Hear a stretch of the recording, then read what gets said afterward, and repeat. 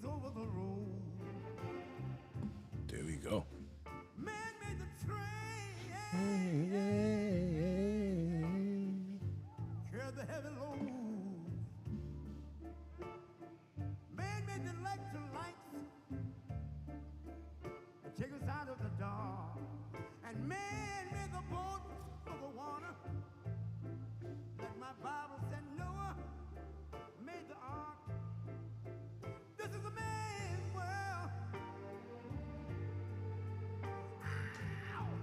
But it wouldn't mean nothing, nothing, nothing without a woman or a girl.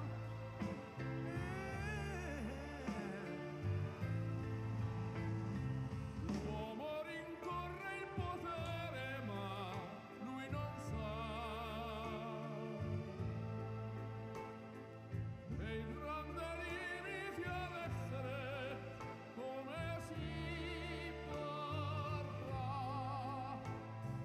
Nel palmo stringe un'idea che non vive, che nella sua fantasia folle, se non si accorge che poi nulla più senza te, si vive solo per sé.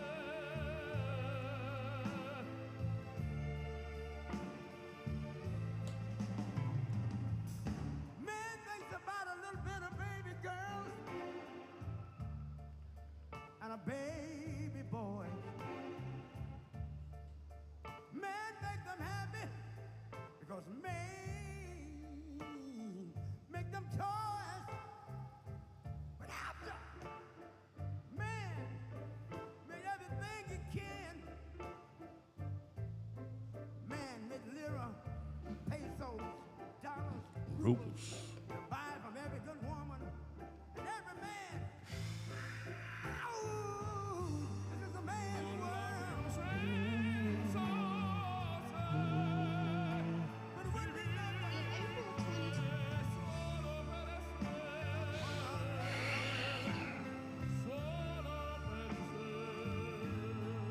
What's up? Let's go. He's lost in the wilderness. He's lost. E non si accorge che poi nulla più senza te, si vive solo per sé, solo per sé, Let's go. solo per sé. This is a man's world.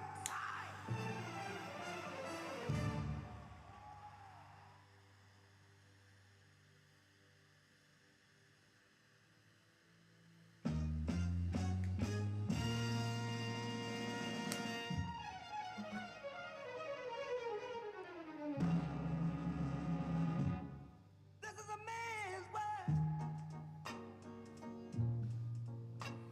This is a man's Yeah, let's world. go, baby.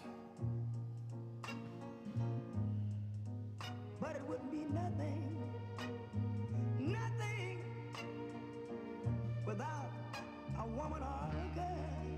I'm gonna have to get rid of this one, man. Damn. You see, man made the car Oh, we got somebody.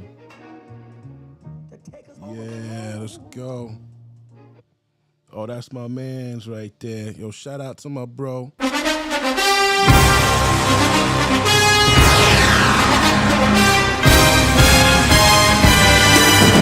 Yo, bro, let's go. Let's go.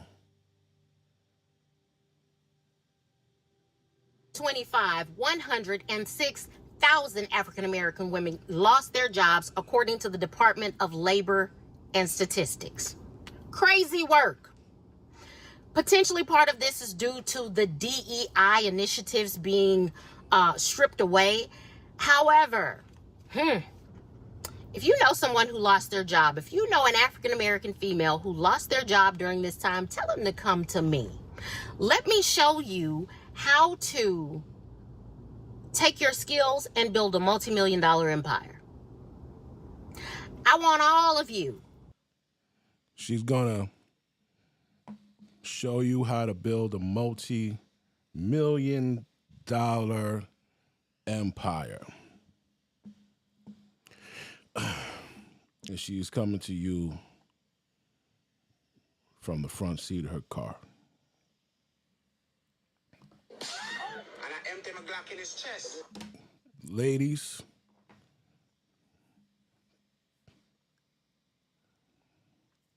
although we don't really fuck with you like that, I need you to understand this bitch about to scam you. She's about to scam you. And another thing, I went looking around to see if I could find any of the women from the sisterhood that are wealthy who went out and donated or did anything in efforts and help and support and standing by their sisters during this time of need. You know what I'm saying?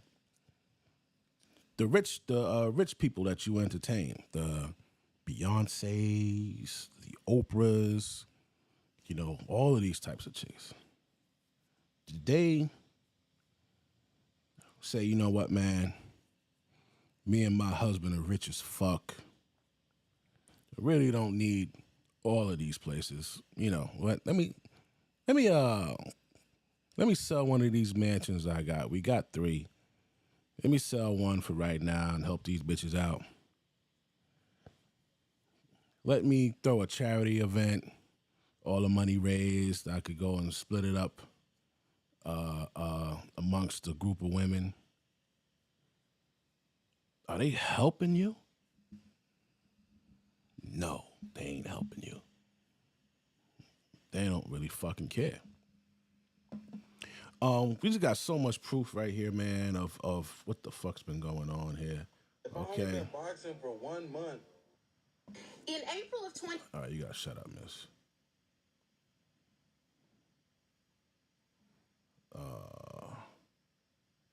How the fuck do I get out of this?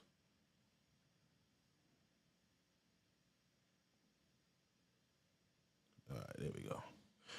All right. Yeah, nah, I don't think anybody helped you, right? Nobody helped you out. You got this lady talking about she's gonna make you a multimillionaire. Does she have a net worth? What's her name? LaTanya S. Johnson. Let's see.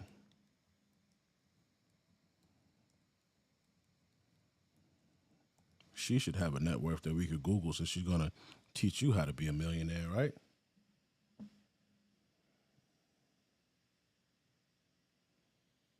Nah, she don't. She don't. She don't have one for you. Let me turn this back around. Transform. She don't have a net worth thingy for you. All right? So you gotta look at that shit. Hold on, let me fix my shit. There we go. Yeah. She ain't got nothing going on, B. Business owner, real estate, parity real estate firm. Houston, yeah. She ain't got nothing for you, man. YouTuber. Subscribe to YouTube, and she'll show you how to make $10,000 to $20,000 a month as a notary. Top skills, project management. All right, man. All right, listen. So now I want to show you, right, how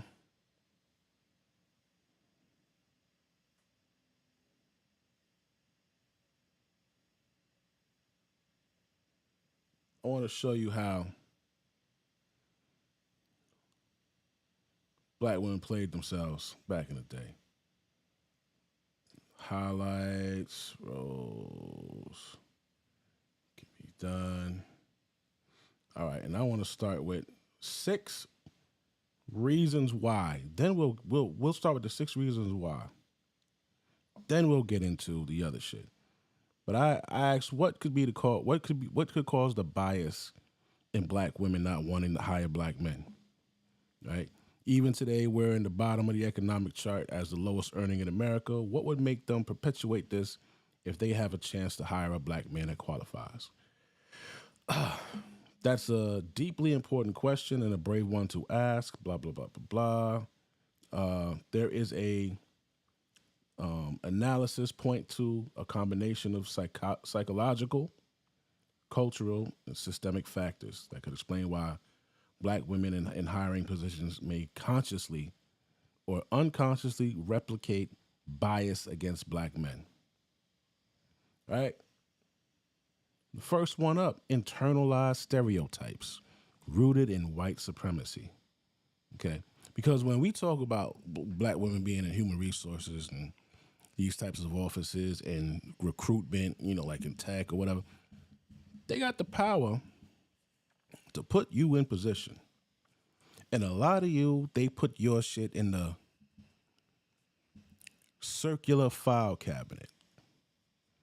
I'll never forget the first time I heard that. I said, what the hell is a circular file cabinet? That's the motherfucking trash can. They put your shit in the trash can. But in today's age, they what? They call it they press delete on your shit. Damn, I ain't got no chat box, so I gotta set something up. I ain't got no chat box. Hold on.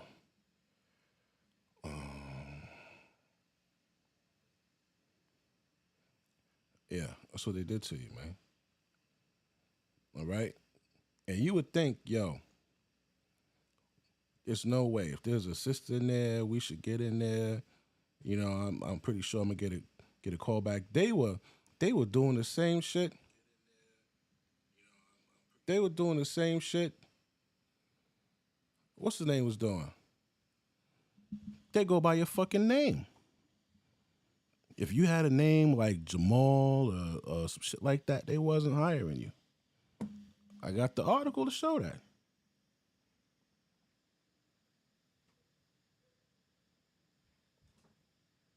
Which one is it?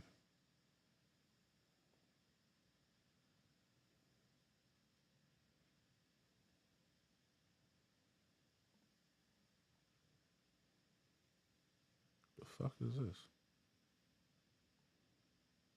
Oh no, they wild. Here we go. Oh, yeah, you see it right there.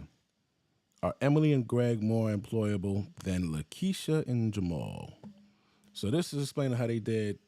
They took an actual bunch of applicants and they tested them out there in the job market to see what bites.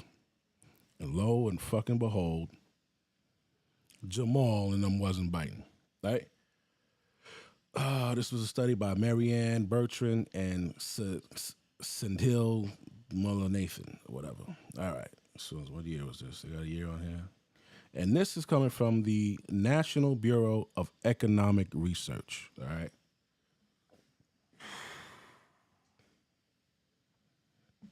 Okay.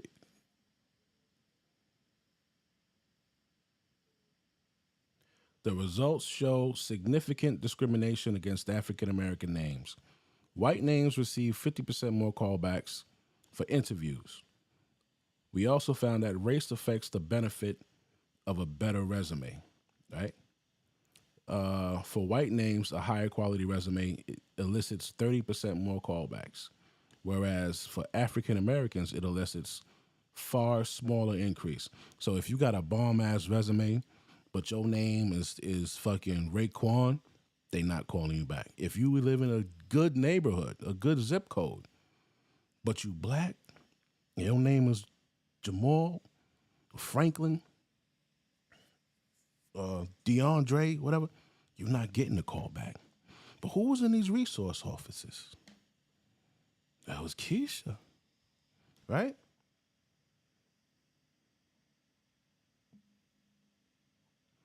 All right, what else we got here? Over here. Hiring pressures to diversify influencing patterns of discrimination in unexpected ways. A new study, hiring discrimination under pressures to diversify, published in the software. So they introduced the software. The software is trained like a human that discriminates. They put some software in there that also picks up on certain names, but this picks up on certain Brad names. Certain Brad names it picks up on and say, yeah, try that candidate. So they just went the other way, right? But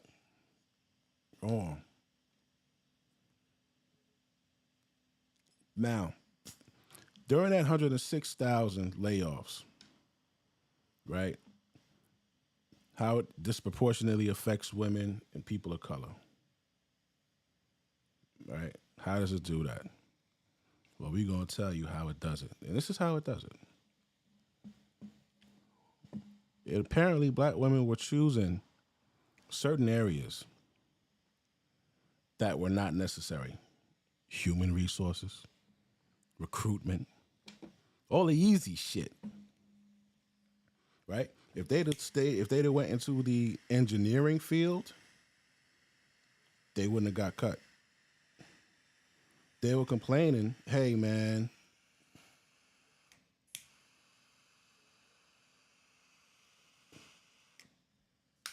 you cut off all these black women and all that, but they were in the disposable fields. Whose fault is that? Disproportionate, where is that? So they were talking about, it was supposed to be 50-50, half isn't enough. Damn, man, this is... All right, okay. A close 50-50 split is actually pretty notable, right? Because the workforce is not 50-50, right? But they're saying that the cutting off picked up at the end of the year. There was 56,500 layoffs in the month of January, right? This was in 2022. But when you come down to now, they're upset that a separate study conducted used data that found that female staff accounted for 47% of dismissals between September and December, right? They said nearly 3/4 of female tech workers fear being targeted for layoffs. Now, here we go. Female employees disproportionately work in vulnerable departments. En masse, you work in vulnerable departments, right? They say HR, recruiting, and customer-facing roles tend to compromise more women than other departments like engineering, all right? Engineering department makes up a very low percentage of these layoffs, especially relative to their size. So you're choosing the wrong department. Another insight for black women here, when black women work in whiter teams, they may have worse job outcomes. Why do you think that is?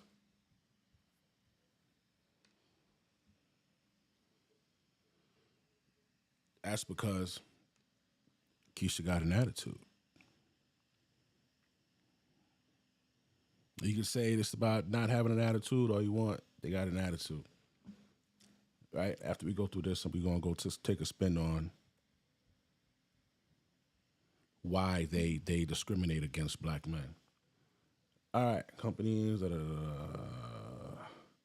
we go down here. Okay.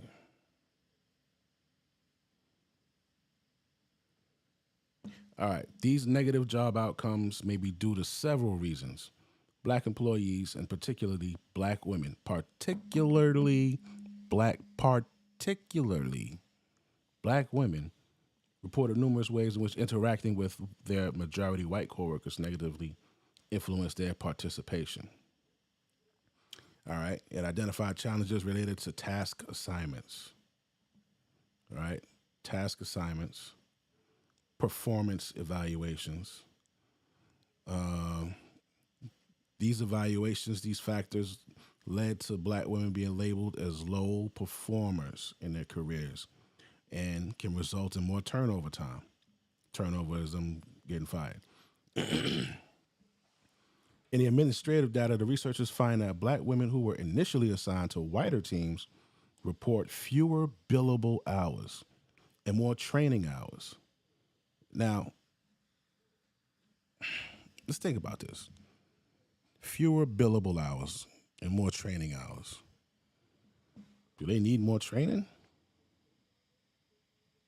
Is it hard to communicate to them, to get them to understand, listen, this is how I want this done? This, that, and the third, da, da, da, da. Are they talking? Are they on their phone? Like, what are they doing? I don't know. What are they doing? Only two people know. Them and the people on the teams. All right, so subsequently periods in subsequent periods and were more likely to be labeled as low performers in their first performance review. But they're saying, however, turnover rates for black women decreased when they worked in groups with more black colleagues. We find that having more black coworkers significantly decreased the turnover of black female employees. I wonder why. All right? So, that's that. Now, what will make them discriminate against brothers?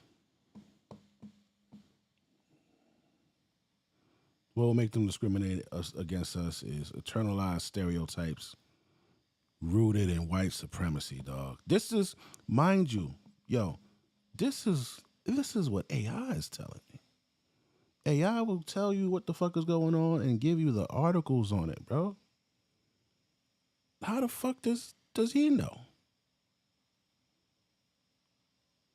They even know that black bitch did that to you because it was deep rooted in fucking stereotypes. Check this shit out, bro. Oh yeah, check this shit out. Right? Centuries of propaganda have painted black men as dangerous, lazy, aggressive, or unprofessional. These stereotypes were designed to justify slavery back in the day, justify Jim Crow and mass incarceration, right? Internalized racism, right? Internalized racism happens when a marginalized people adopt the dominant group's view of themselves or others in a group. So Keisha adopted the idea of racist Brad or racist Becky and turned around and said, yeah, because my man did cheat on me. They ain't trustworthy. They ain't going to be able to do a job. My baby daddy, he didn't take my bullshit and he left. So they're not going to work hard, right? Some black women, especially in corporate environments, may have been subconsciously taught to see black men as a liability rather than an asset. Not to mention them going to college and having to take those feminist courses.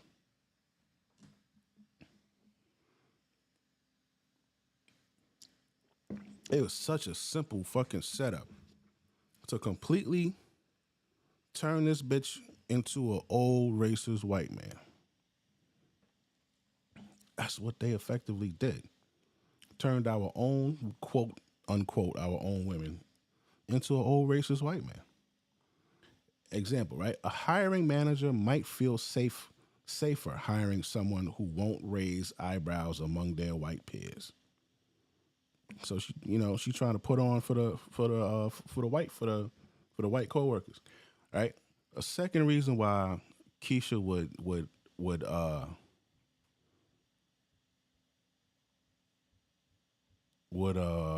not want to hire you is professional survival and perceived risk. She could be jealous of you. You got to understand, women are jealous of men. They jealous of men. They figure, oh, if it's a guy coming in here, they're gonna want the guy to do it, and this and this. That's why there's so much sexuality at the workplace, bro. That's why bitches wear tight ass uniform pants. That's why they wear tight blouses and tits out and all that shit. That's why they dress like that, to try to have one up.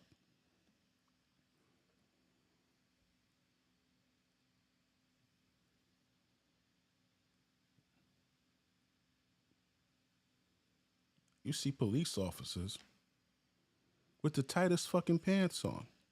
Bitch, can you run in that shit? Whole positive journey up in this motherfucker. Hold up.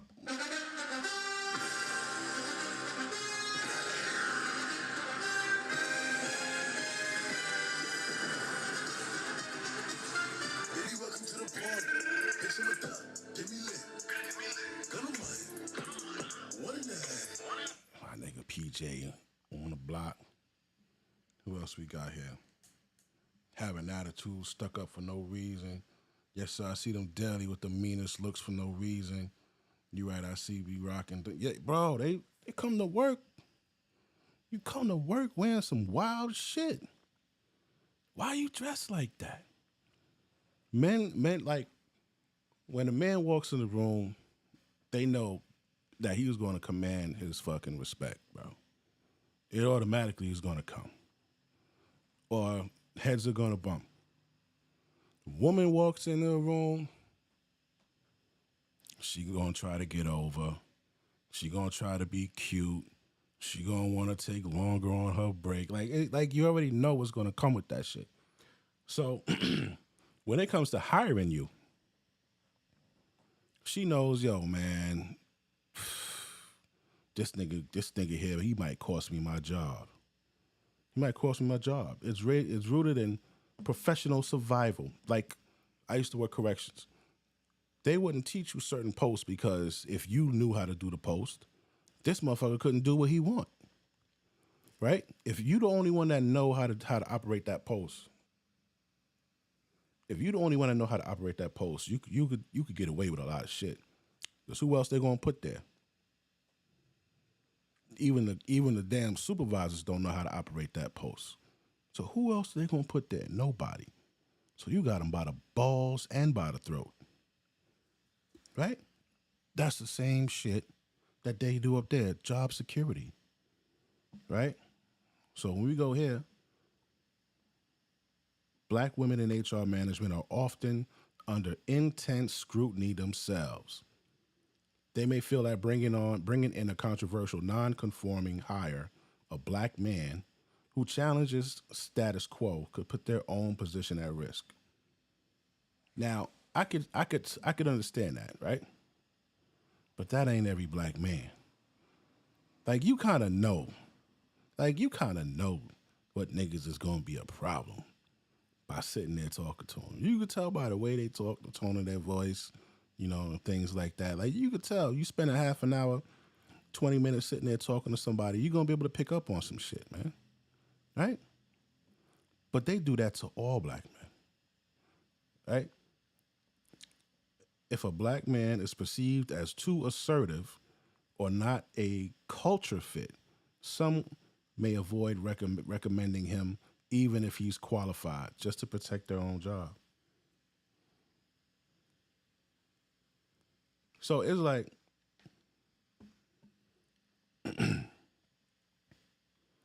to me, when there was all of that rhetoric of black men ain't don't want to work, they ain't getting jobs, they're not doing this, they're not doing that. But it's a lot of y'all who had the power to hire these motherfuckers and you wasn't doing it. But they still threw that stereotype on these guys, right? Now, this is a reason why there should not be women in positions of power, in positions of hiring or firing or anything like this. For this reason right here. And this reason is, hold on. All right. This reason is gender conflict and historical trauma. In many communities, unresolved pain from broken relationships, abandonment, or betrayal has created resentment between black men and women. So what they're saying is this bitch ain't got over the last two niggas that fucked her over, and you coming in there to get a job, and she ain't gonna give you that fucking job, bro. You see this shit? Yo, how the fuck is this possible, man? When we say that they're too emotional and they shouldn't be in certain positions, this is also what we're talking about. Because what? Relationships, betrayal. So because of that, she ain't gonna hire a black man? If a woman carries emotional wounds from men in her life, that resentment can distort her view of black men professionally, even if it's unconsciously.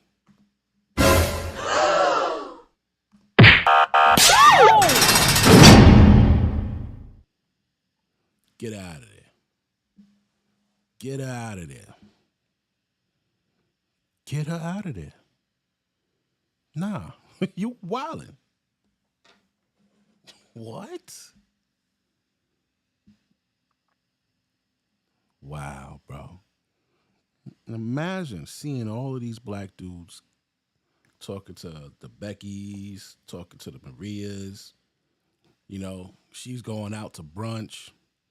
You know, they going to these little dating things and shit. The niggas ain't showing up. Niggas ain't hollering at them. They got ghosted. You know, all this shit. They bring all that shit to work. Bitches used to bring that shit to work over in corrections too. we saw a lot. You get into an argument, a fight at home with your man, you want to get this nigga a CD. You know he ain't do that shit. Or you know he ain't do it on purpose. Or you know you reaching. And bitches still give you a command discipline. Yeah. Yeah. They should not have these bitches in any fucking position of power, bro. That's just the way it is. Because look, these niggas pulling your card. He's probably entitled or hard to manage, becomes a gut reaction without evidence. Now, representation, right? Number 4 of why she's not hiring black men. Representation. Optics favor black women. Optics. Many DEI programs prefer black female hires over black male because black women tick both the gender and race boxes. Remember when I told you that she counted as a double minority? So if she instead of hiring 10 fucking Tyrones, they could hire 5 Keishas and it should be good. That's why. That's why. She's black, so she's a minority, and she's a woman. She's a minority. So they get hired over you any fucking day. Even going for contracts. I remember I was trying to start a company back in 2018, and I was doing research, and I found out that if I wanted a government contract, right, or a city contract, I had to fall in line. The first was a female, right? If she was female, gay, and black or Hispanic, she would get that contract first. Then, if she was female and gay, she would get that contract first. Then, if she was just a female, she would get that contract first. Then, if there was a man who was black but gay, he would get that contract first before the straight black man. And then, Brad had to wait, was behind me. Yeah, that's how I went. Ain't that crazy? 2 for 1 special chicken and biscuits. The the last black female manager I had gave me hell for no reason because I didn't talk to her daughter. Wow. You want to talk about harassment from the bitches at work? All right, right? So they check both gender boxes. Corporations may celebrate a black woman's hiring as progress, even while black men remain underrepresented. So the pressure to bring in more men of color may feel less urgent or invisible because, you know, they doing it for the fucking chicks. Now, number 5, misuse of professionalism as a dog whistle. Corporate professionalism often masks coded references for whiteness and femininity, soft-spoken, agreeable, non-confrontational, right? That's why they was hiring the Keishas, right? Some black women may police other black people, especially men, more harshly than others to prove they're neutral or objective. This becomes a form of gatekeeping done under the guise of standards. They the gatekeepers. They were the gatekeepers to a man getting a job, making money. They were the gatekeepers to that. They held him back. I laugh when I hear them say, oh, black men hold black women back. Get the fuck out of here, man. Get the fuck out of here. No, you don't. Y'all hold black men back. It's a fact.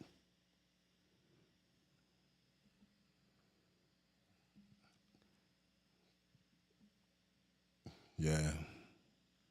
That's a fact, man. Let's see, what's next? Conditioned individualism. Many black professionals are conditioned to make it alone, not to lift others up out of fear it will drag them down. Instead of reaching back for qualified black men, some might focus solely on personal progress, especially if they feel hiring them risks backlash. So why would a black woman turn down a qualified black man? Because she's navigating a system that rewards playing it safe, cultural trauma that hasn't been healed, ex-boyfriends, stupid shit like that, pressure to represent in a white-dominated structure, putting on for the fucking white man, right? What do they call that? Token niggerism, right? And society has taught her to fear, doubt, or undervalue the very people who look like her brothers, fathers, and sons. This is what AI told me.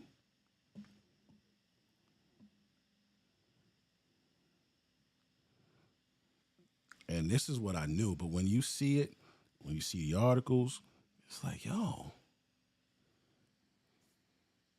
yeah, I could see why they would fucking do that. Why they don't want to work with us. Then come back and talk shit about us, man.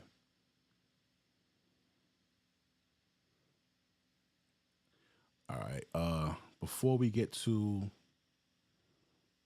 out of the recent 106,000 black women, how many of them were? How many? Out of the recent 106 black women losing their jobs, were any HR black women affected? Before we get to that, I want to show you this.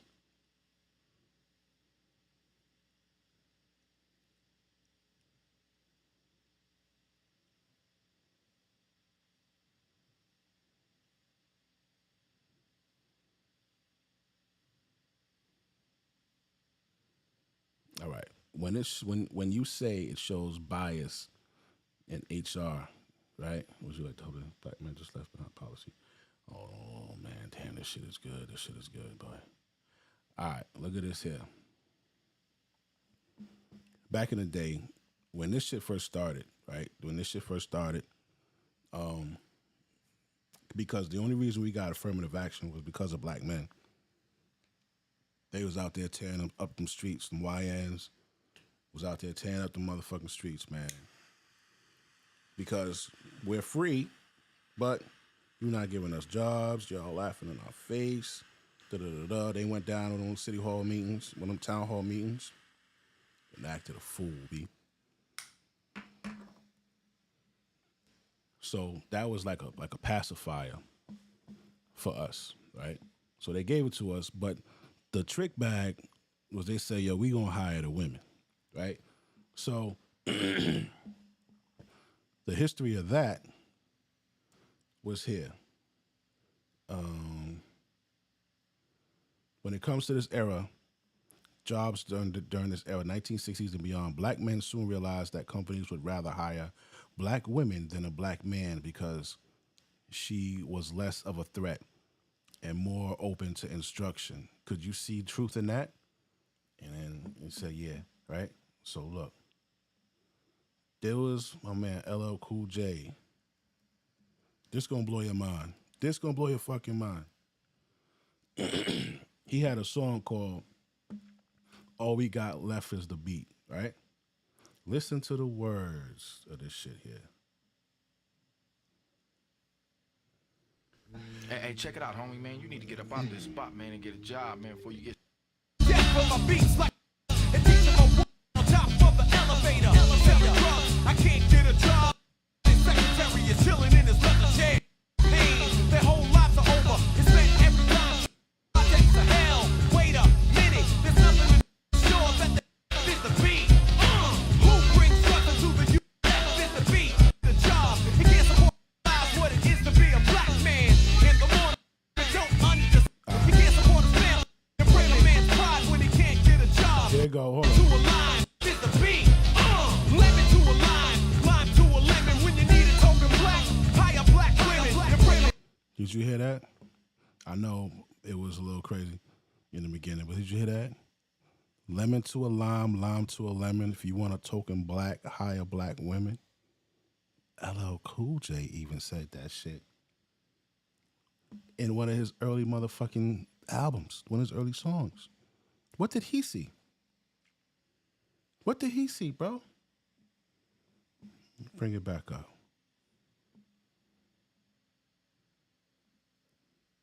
We'll run it back. to a line, is the beat. The beat, yo, all we got left is the beat. Lemon to a line, lime to a lemon. When you need a token black, hire black women. And bring a man's pride when he can't get a job. He can't support his family, he feels like a slob. Now black women don't understand, cause they don't realize what it is to be a black man. In the morning, a brother feels like a jerk, seeing black women and white men go to work. So a women feel the brothers ain't real, but they won't give us no job. That's the real deal. Hold my hand while I get it all again. You heard that? Did you fucking hear that? Wow. Okay.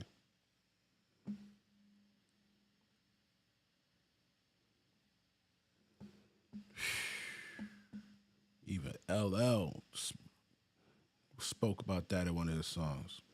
All right, so yeah, there is truth in that. And history, economics, and sociology all support it. You're tapping into a deep and often under-discussed reality. All right, historical and strategic hiring of black women over black men. During and after civil rights, especially the 1960s into the 1980s, America began to reckon on paper with discrimination in hiring, but how companies responded wasn't neutral, right? They didn't just say, let's help black people. They didn't just say, let's help black people. They often chose to say, let's help black women. And here's why. Perceived threat. Black men were often seen by white corporate America as rebellious, militant, or difficult to manage. Right? Now, why would we be seen as that? Well, in this era, who do we have defending us, standing up for us? Black Panthers. Right? This was the Black Panther movement, the Black Power movement. You know what I'm saying? Oh, yeah. Especially post-Black Power movement right here. Especially right after the Black Power movement. So black women, by contrast, were perceived as easier to train or manage, less threatening and physically and socially, less threatening physically and less threatening socially, more likely to fit in with workplace culture from their point of view. This wasn't about qualifications. It was about optics and control. Optics and control. It wasn't about qualifications.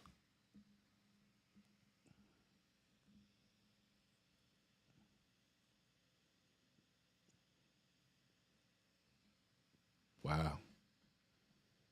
Yo, listen, man. Your grandfather, your great uncles, shit, your father. They had it hard, man. If you had a father or a grandfather who had a good job,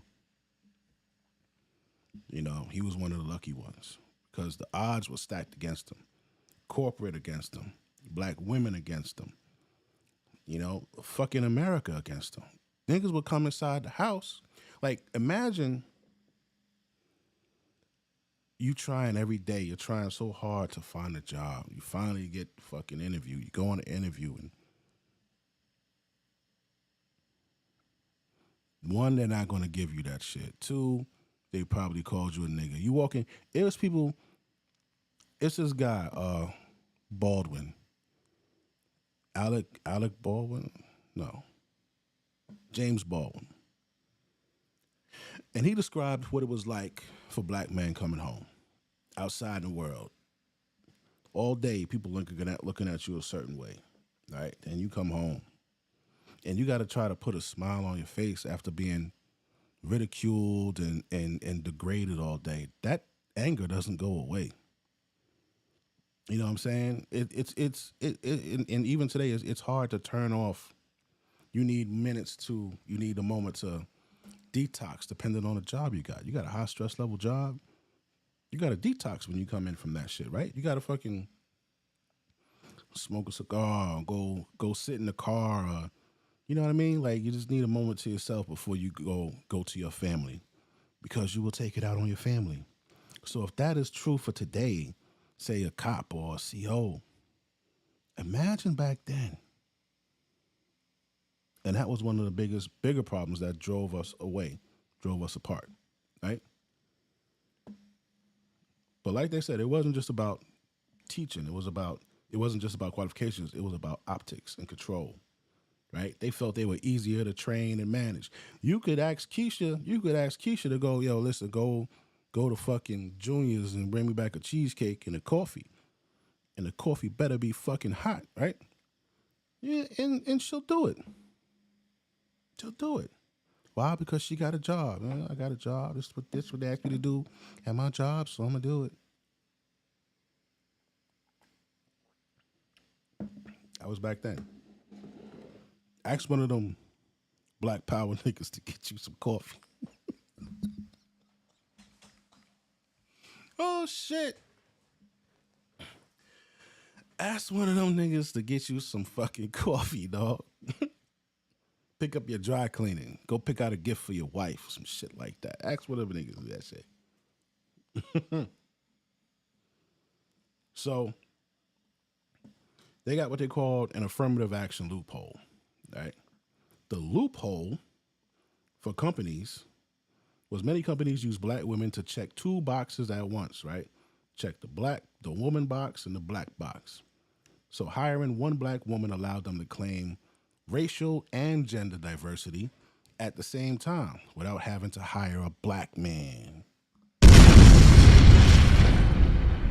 Right? Now, this created strategic divide in the black household, of course. Why wouldn't it? Some scholars and activists argue that this dynamic unintentionally or intentionally deepened the rift in the black home. Black men felt demoralized, unable to provide, often shut out of the job market, and seen as disposable.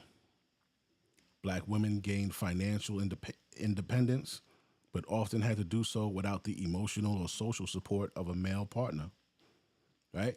So this here is, without the male partner, if the dude can't be in the home, right, and she's got to work, and then she got to come home and take care of the fucking baby, right? She's got to rush home in rush hour, get the baby from the daycare or babysitter.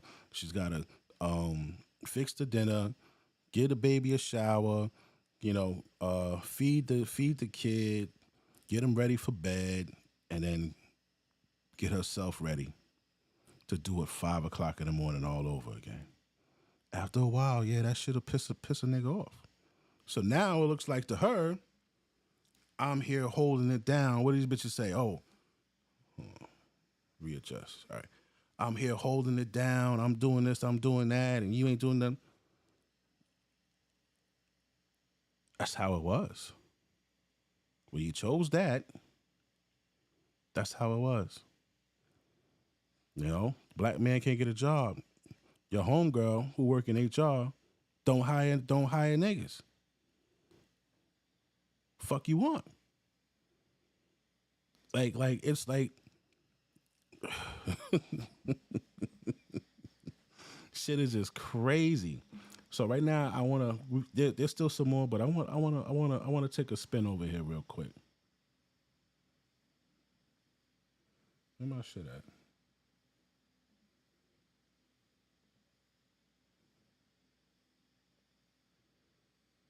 Where my shit at? I'm telling you right now. It is 5:43 this Thursday. I don't. Where my shit at, man? Oh, here you go. I want to show you this real quick. Get that out the way.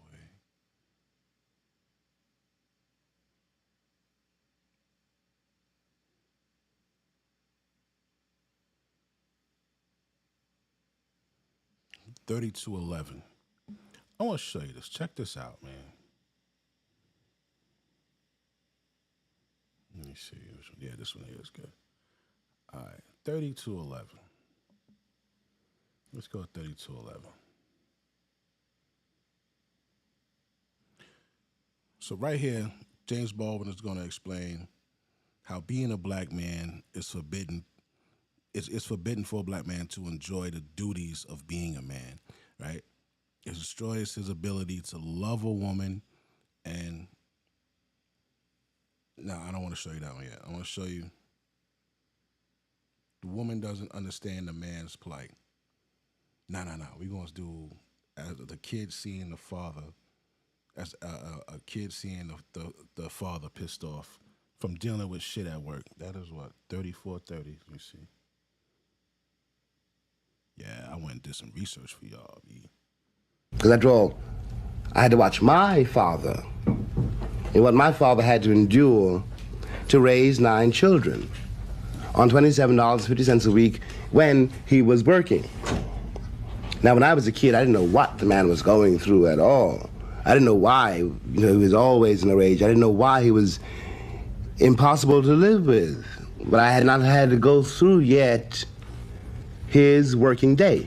Mm-hmm. And he couldn't quit his job because he had the kids to feed. Mm-hmm. He couldn't say, as our kids can, I don't like white people. He couldn't say anything. He lived his whole life in silence except in the church.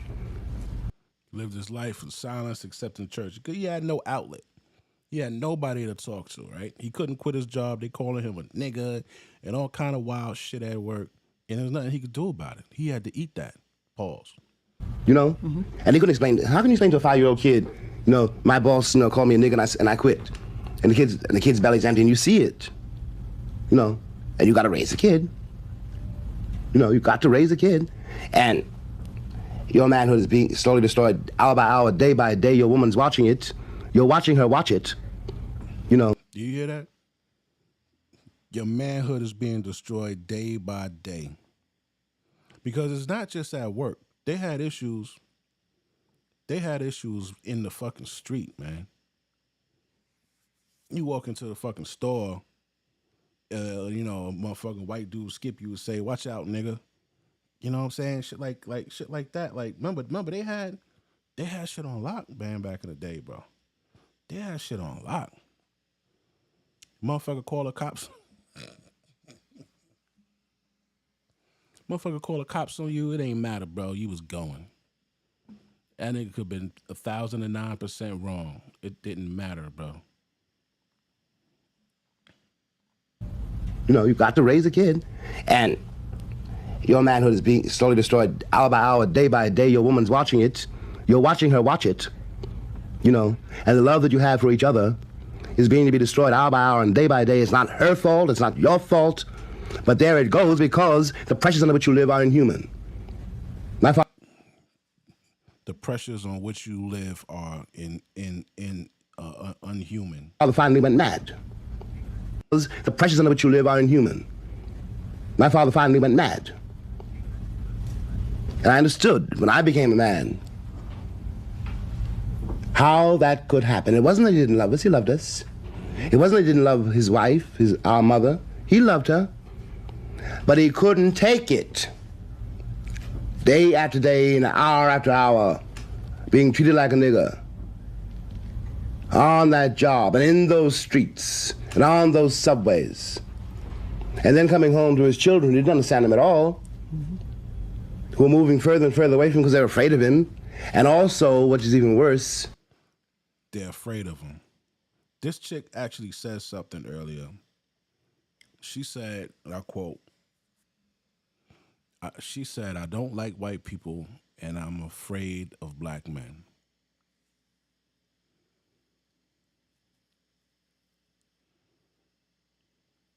And she was afraid of black men because she saw her parents, right?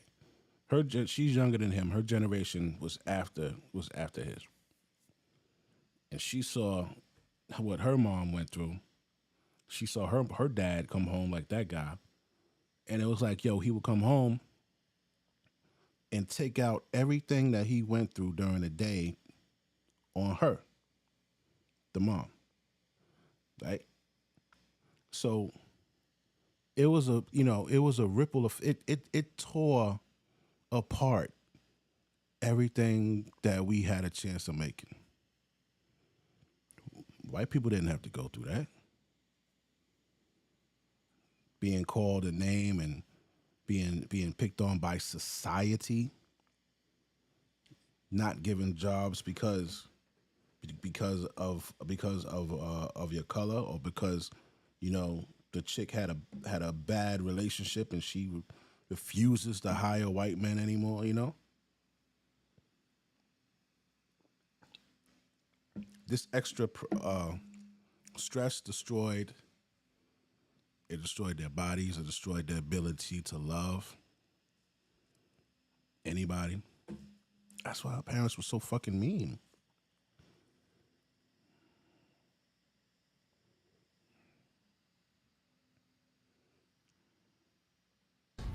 Afraid of the situation, the condition, which he represented. He was, after all, for a kid, you begin to see when you're called a nigger, you look at your father because you think your father can rule the world. Every kid thinks that, you know, and your father cannot do anything about it. And then you begin to despise your father and you realize, oh, that's what a nigger is. So he's saying, yo, somebody called him a nigger in front of his pops, and his pops couldn't do nothing about it.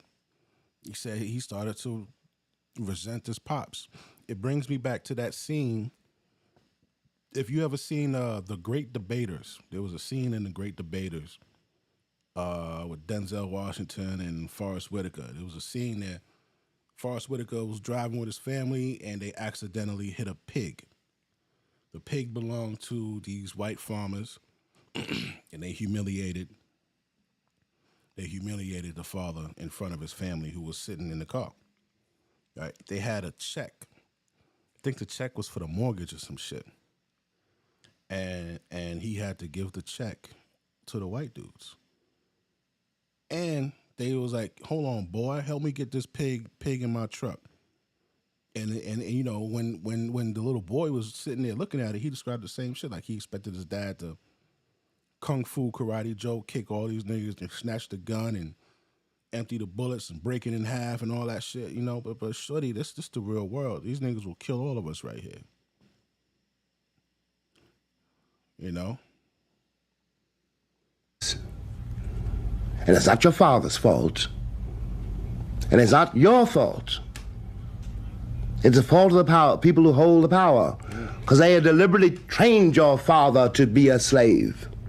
And they deliberately calculated that if he is a slave, you will be a slave. You will also accept it. And it will go on forever, and slavery will last 1,000 years, which slaveholders said and believed. And now the bill is in. And they want from me, or from you, sympathy and understanding. I understand it all too well. Now, these, even though he was, he was broke wrist, he still had that fight in him, bro. Because of what they put him through. He still had that fight. Right? And these are the types of dudes who died out. And I have all the sympathy in the world for that spiritual disaster. But I have no pity. The bill is in. We paid it. Now it's your turn. It's like a funny situation to be in. Now, what you're about to witness is just like always, just like fucking always. The woman doesn't understand. He clearly explained what he saw, what his father felt, and what he felt. He clearly explained what it's like to be a man in those days, under those types of pressures. You know what I'm saying? Now, what do you think she's going to say about how she feels about that? Because, like, we were poor, but maybe unfortunately for somebody like me, not poor enough to relate to it. She was poor, but not poor enough to relate to what the fuck he's saying. And that, we had enough to eat it like that, things like that. So that my relationship to that whole syndrome, which remains true, I'm 28, to this day, is that I really don't understand it. I don't understand how on one hand, you say you're talking about like a black man, that he can be nothing in the streets and so fearful in his home, that he can be brutalized by some white person somewhere, and then come home and treat, my mother, the same way that he was being treated, which perpetuates. You take somebody like me. I'm not married, right? Yes, but Nikki, I couldn't play my mother. Yes, I know. You know what I mean? I just couldn't deal with it. I said, no, this won't work. But Nikki, it is also true that since your mother played that role, you haven't got to. I couldn't. But you haven't got to. That's the point. Because she did. But her mother did. Yes, you know what I mean? Yes, but that's how we got here.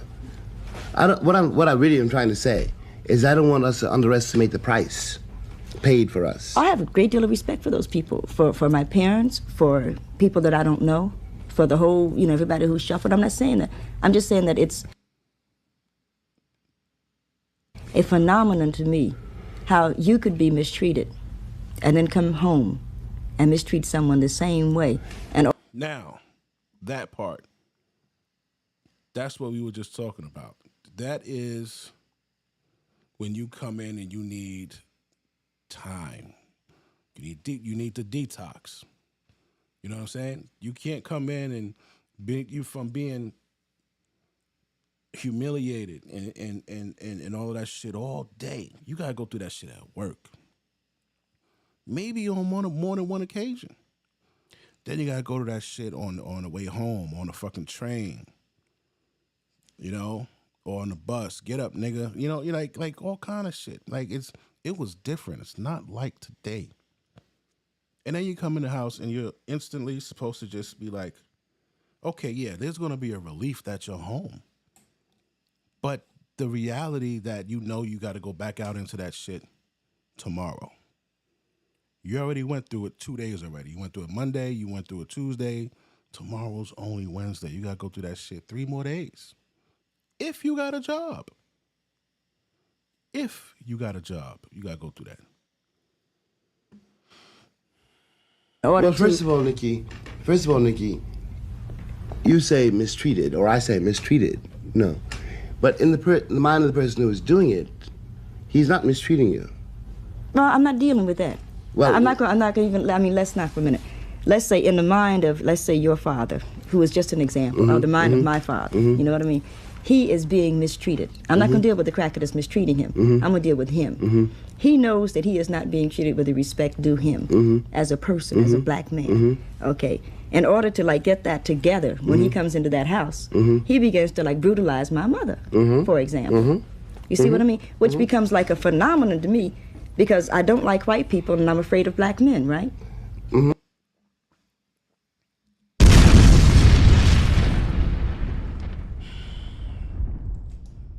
Y'all know that here we have no problem with accepting accountability. Only the females got a problem with that. And, you know, we're sorry for that. But black men didn't know how to handle that. That is the heaviest load a man has ever had to endure. Like straight racism from the 60s, the 50s, that for real, the 40s. Whenever it was beef, whenever there was an altercation, if you recall, way back, they would pull up to your crib and drag you out the house and take you somewhere and hang you. Yeah. So it's like you gotta choose your battles. You gotta be careful. You gotta know, you know when to hold them, when to fold them. It got to the point where black man was like, nigga, fuck it. If we die, we die. Because there was really nothing to look forward to. Fast forward now to the fucking 60s, right? All right, now we got to the point where we finally squeezed hard enough. Now we can get some jobs out of these motherfuckers. Now we could get to go to school and shit like that with them. And then they still found a way to put their foot on a nigga neck by like, all right, well, we ain't gonna hire you. We gonna hire your bitch. And we're gonna double down. If y'all ain't got no money, those that don't have money, because remember, we were 80% married during Jim Crow. So what broke that up? The man in the house rule. The man in the house rule. That's what broke it up. Because the husband could not be in the house with the wife and the kid. And once that thread was pulled, man, that shit just fucking took off, bro. Then the next double down was, all right, we're going to start talking shit about these niggas. Oh, ain't nothing going on but the rent. You got to have a JOB if you want to. Bitch, you know they ain't giving us no jobs. Right? She even admits in there that there weren't no jobs. If you could follow what I'm saying without anybody writing a letter and saying, sister, you know what I mean? Yeah, but you can... Okay, so what do you do? Listen, you have to... I think it's a cycle. Of course it is, but you see, this is one of the reasons I don't protest, but try to make clear that the words white and black don't mean anything. You know, a man comes home. You know, he is in a situation which he cannot control. He is a human being. It's got to come out somewhere. A poor Puerto Rican several years ago, for example, it's alleged. But I can see if this happened, why it happened. Cat came home and the 3-month-old baby was screaming, and you know, as babies do. Oh, I'm just seeing this. Yo, Kelvin, what up? Welcome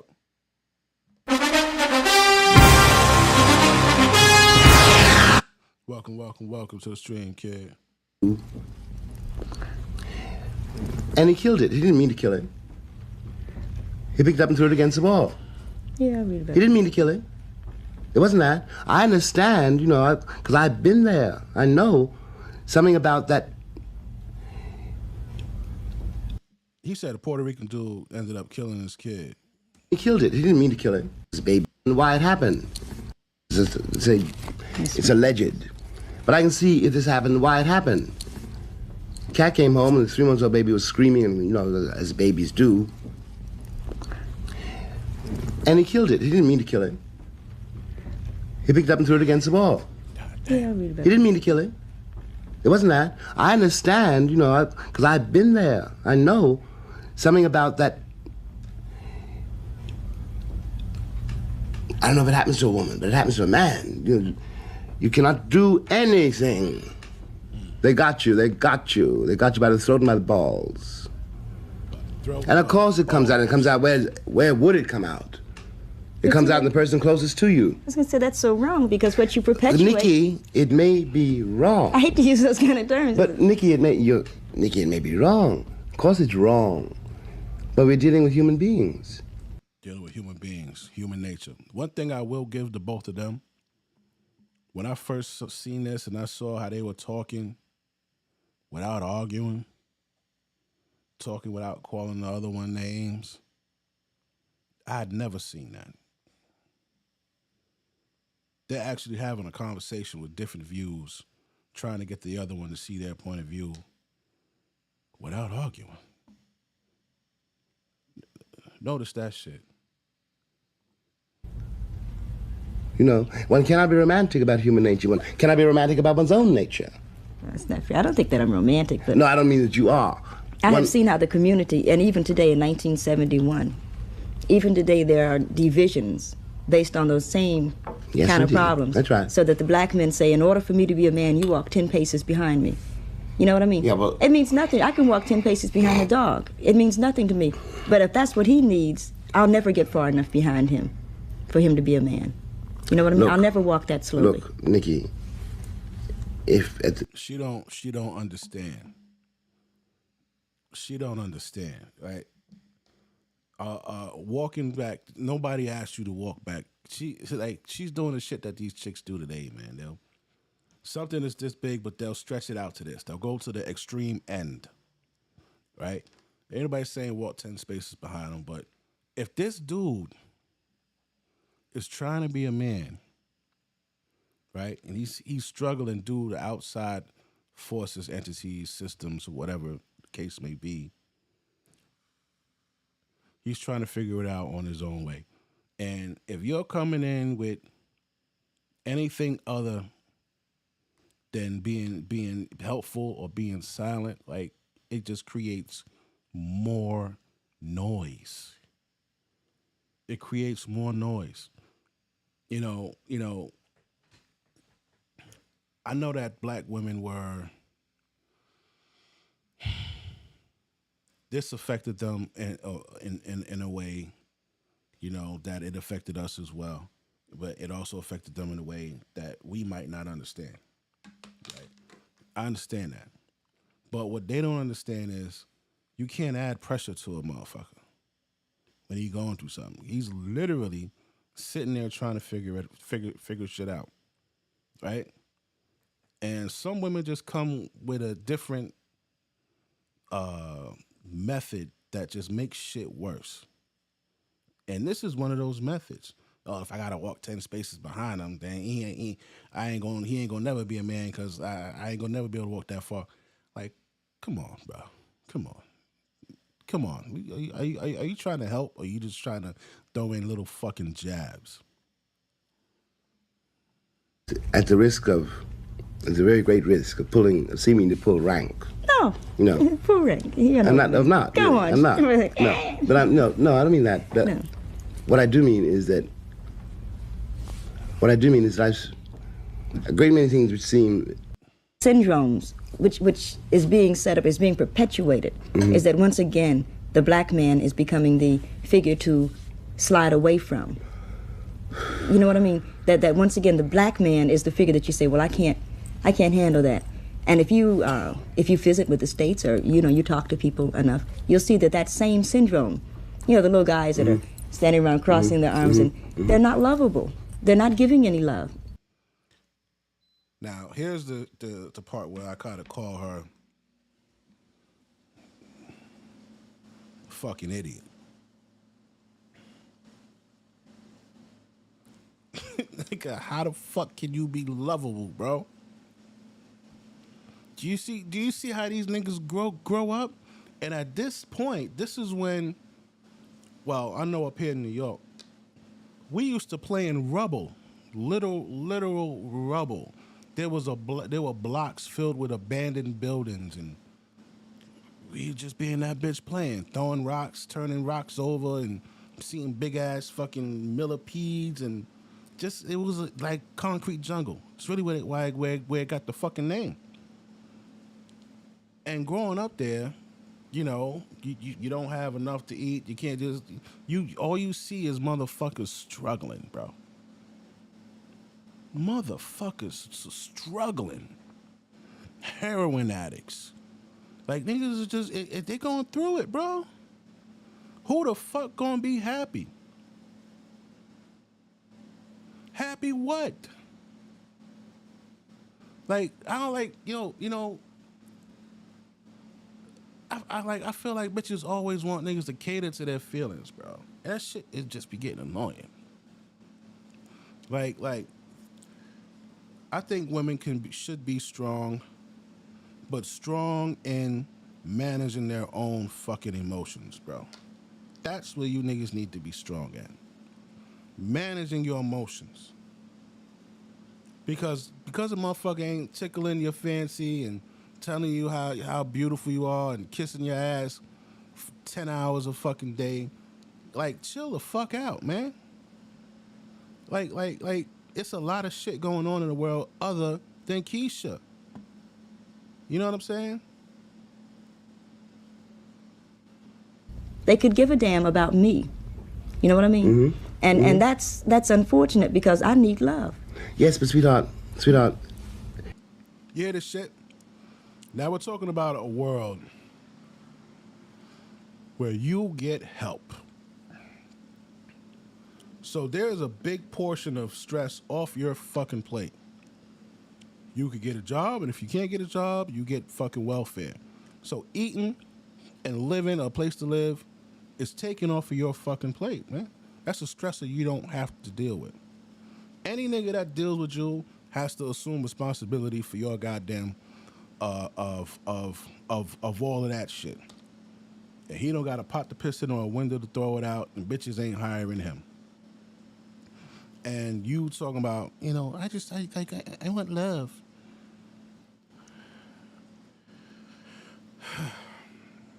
You're fucking annoying. They're not giving any love. They could give a damn about me. You know what I mean? Mm-hmm. And that's unfortunate because I need love. Yes, but sweetheart, what you're saying is very, very serious. I'm not in the least denying it, because you're perfectly right. But the only way we can get through it, I think, and it's demanding a great deal of you, but one's got no choice but to demand a great deal of you,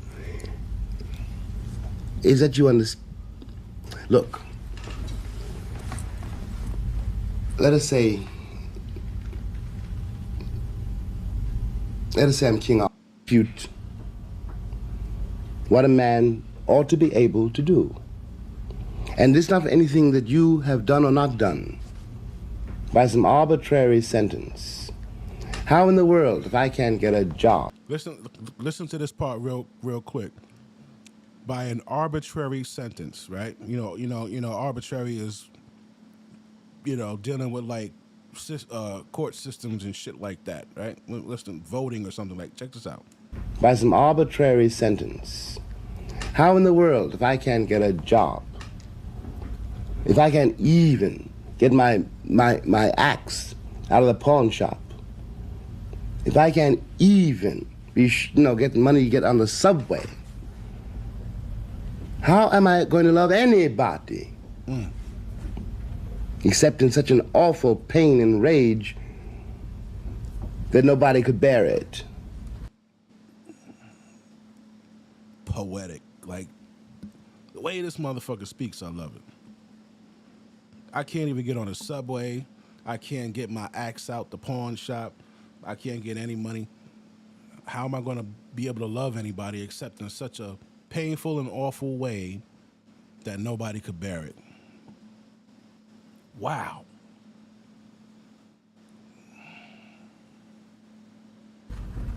I'm not trying to defend it. I'm trying to make you see it. Yeah. I'm not trying to defend it. Except, Trying to just make how am I going to love anybody except in such an awful pain and rage that nobody could bear it?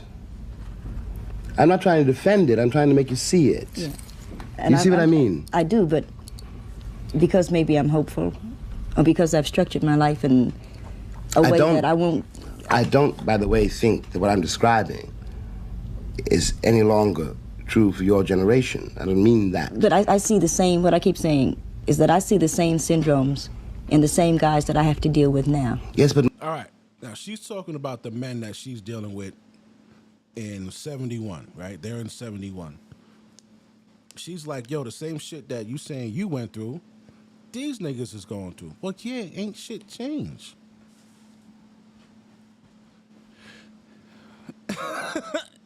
Ain't shit changed. Yes, yeah. These niggas ain't healed. They were raised by niggas like him. So no, they're not healed. My dear, what you have to see is also, you got to, look, think about the kid. Think about the kid. You know, what you're going through is one thing, and I'm not trying to minimize it. I'm not trying to minimize. It's not the worst thing in the world. I'm not trying to. I don't even mean you personally. Yeah, I know. The generation is not. Yes, I don't mean. No, I don't mean you, Nikki, exactly. No, I hope that nobody. No. I'm not talking about me that much. I know. But what I do mean is that to maybe get you to relate to is that, and I lay it on black men because I'm. All right, now this is a real good part right here that deals with money and deals with absentee fatherism. Okay, listen to this shit quick. I'm a black woman. You have every right to. I'm sure it's that arbitrary. No, you have every right to. But a guy, let's say a guy's going with girl. Mm-hmm. You're going with Maybelle, and Maybelle gets pregnant. All of a sudden, you can't speak to Maybelle because you don't have the money for a crib, right? Mm-hmm. Mm-hmm. She doesn't need a crib. The baby's gonna sleep someplace. If you can follow me for 2 seconds, wait. Now, you heard what she said, right? You know, he dating Maybelle. Maybelle get pregnant. All of a sudden, he can't see Maybelle no more because the baby needs a crib. And she's like, yo, the baby don't need a crib. And you saw his face. It's hard for him to sit in that because as a man, you know that like you imagine this is what I'm supposed to do. This is where I'm supposed to shine. I'm supposed to deliver this fucking crib, but I don't have any fucking money. I can't get a job. What am I going to do, man? I might have to sell some crack. Might have to knock somebody upside their head because I need to get a crib so I could go to the baby shower and see the girl that I love, right? Look at his face. He's like, yo, you about to say some bullshit. Doesn't need a crib. The baby's gonna sleep someplace. If you can follow me for 2 seconds, wait. The baby's gonna sleep someplace. The baby's gonna eat something. But what she needs at that moment is a man. Mm-hmm. And in order, if the man functions as a... You see the look on, the look on his face is fucking cracking me up, bro. He's just like, I'm an understanding dude. I'm really trying to... Cortez in the fucking building.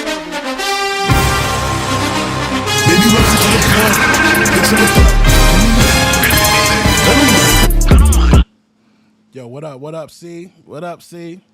Look at his face while he's listening to this shit. He's like, bitch.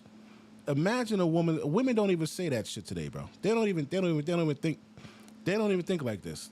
And then all of a sudden, you can't speak to Maybelle because you don't have the money for a crib, right? Mm-hmm. Mm-hmm. She doesn't need a crib. The baby's gonna sleep someplace. If you can follow me for 2 seconds, wait. Baby's gonna sleep someplace. The baby's gonna eat something. But what she needs at that moment is a man. Mm-hmm. And in order, if the man functions as a man, mm-hmm. which is not necessarily a provider for all that stuff, because mm-hmm. everybody can understand why you can't buy something. You don't have a job. You didn't have a job when you always going to bed. Mm-hmm. Why are you gonna get a job because she got pregnant? You understand? There's no job. She said there's no jobs. There's no fucking jobs. There's no jobs. And you know who turn it is now to go through this shit? Keisha. It's her turn. It's her turn to go through this shit now. No jobs. Nobody want to hire you. They think you're aggressive and uncontrollable. All the shit that you thought of black men, they think of you. Now, how you gonna handle this shit? Keisha? How you gonna handle it? Job. But what she needs, if the man functions as a man, which is not necessarily a provider for all that stuff, because everybody can understand why you can't buy something. You don't have a job. You didn't have a job when you always going to bed. Why you gonna get a job because she got pregnant? You understand? There's no job. But what she needs as a man to come by and say, hey, baby, you look good. And black men refuse to function like that because they say, I want to bring the crib when I come. Baby, you're never going to get the crib. Baby. Bring yourself. Baby, I agree with you. Bring yourself and have all these bitches talking shit to you. Have all her friends talking shit about you. Have a mommy and an auntie. Look at this nigga. He came to the baby shower and he ain't have shit. And that's his kid. I agree with you. I understand what you're saying. You know, but let me tell you this. You know, you may be absolutely right, and you are right from your point of view. It's arbitrary. But you have to understand my point of view. I'm trying. You know, and from my point of view, well, if you were pregnant, I would act very differently. But that's me. That's something else. But from the man's point of view, given the fact, as we said much earlier, that the standards of the civilization into which you were born are first outside. Listen to this part. The standards of civilization by which you were born are outside of you, right? The standards of the civilization by which you were born into, they outside, they ain't affect you yet. That the standards of the civilization into which you were born are first outside of you. And by the time you get to be a man, they're inside of you. Being a product of your surroundings. When you're a baby, you're fresh. You don't know nothing, you know, whatever's whatever. Whatever's going on in the world ain't affect you yet. But by the time you grow up and you start going to school and middle school and high school, they're inside of you. All the expectations, all the, oh, you're a nigga, you ain't shit, you ain't this, you poor, you broke. All that shit is internalized. Now, who have you become? And this is not susceptible to any kind of judgment. It's a fact. If you're treated a certain way, you become a certain kind of person. If certain things describe you as being real, they're real for you, whether they're real or not. And in this civilization, a man who cannot support his wife and his child is not a man. And this is also for example, in the welfare rules. You know, yeah. The black man has always been treated as a slave, and of course he reacts that way, one way or another. You know, and you can blame him on a human level if you like. So it's like in slavery, right? You know, the woman had the baby, and then the slave master would take the baby. You know, either they would sell it or they'd raise it up and use it as a slave, right? And it was the same thing, fast forwarded to this shit. Yeah, so you had a baby with her, but we gonna take the baby again. You can't come by. You can't do any of that shit. You can't live here. You can't buy shit for him, because if we come by and we see a new coffee pot, or fucking, you know, she got a new jacket, or, you know, or a color TV. Where'd you get that from, bitch? We know you don't got a job. Are you trying to swindle us? We cutting your welfare off. So they ain't want to lose their benefits. Fucking with the baby daddy or the husband. Therefore, again, they took your kid. They took your kid.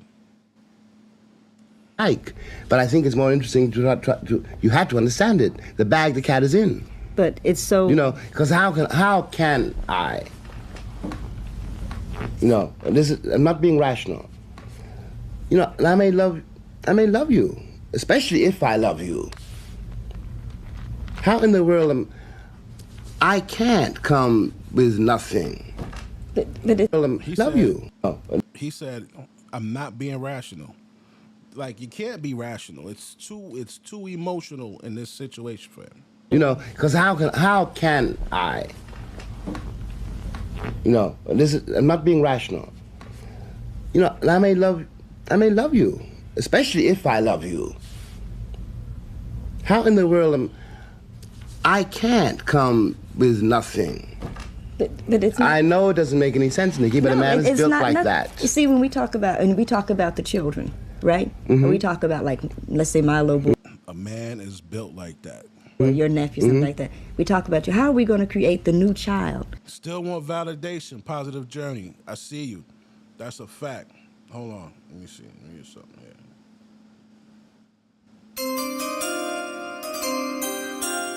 He's right. Keisha still wants validation. Not blaming her for everything, but this is deep. She still wants validation. Okay, guess what? You don't got no money. I know you're going to feel bad because you're supposed to be the man and you're supposed to have the money, but I'm still in my feelings. I need you to come by and tell me that I'm pretty. Bitch.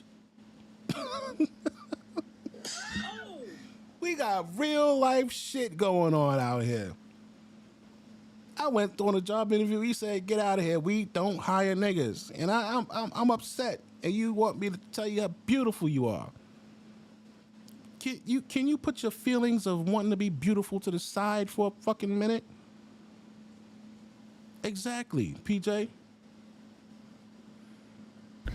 In the same old syndrome. Well, somebody first has to fake it enough. You understand? Somebody has to say, "Hell no, I can't buy you a bicycle. You don't need one." Yeah, and smile about it so the kid can say, "I'm not afraid of daddy." But sometimes that happens, and after all. But not enough to talk, when we talk about the group. Yeah, but wait. We're talking about the group. Hold the phone. You see that? This is art, man. By now, today's Keisha would have been barking. She would, like, yo, what the fuck be wrong with these girls?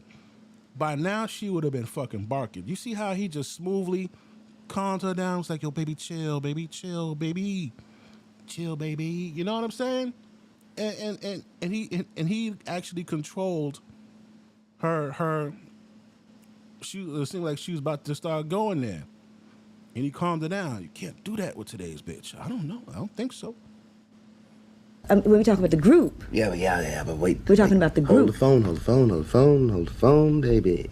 You know, it has begun. Something has begun. The fact that we're talking about it is a beginning. It's very important. You know, it's very important indeed. Look, I've had to learn in my own life, you know, I want this. I want it Friday. And Friday comes and I've worked my behind off to get something done that don't come. It doesn't come for 20 years. Damn. Then you use that 20 years. Look, life is a very short and very long time. It is, really it is, you know. And it's very important not to get hung up on any given detail, because what is there, like the fact that you're a woman and the fact that I'm a man, that's going to be there forever. And we're going to have to deal with that forever. From the beginning, you know. Sure. And we have to deal with it from day to day, you know. Because if we love each other, we both know it. The tragedy is we both know it. And the greater tragedy is that it's destroyed by things which have nothing to do with you and nothing to do with me. A man is built as he's built, and there's nothing one can do about that. A man is not a woman. That's true. You know, and whether he's wrong or right,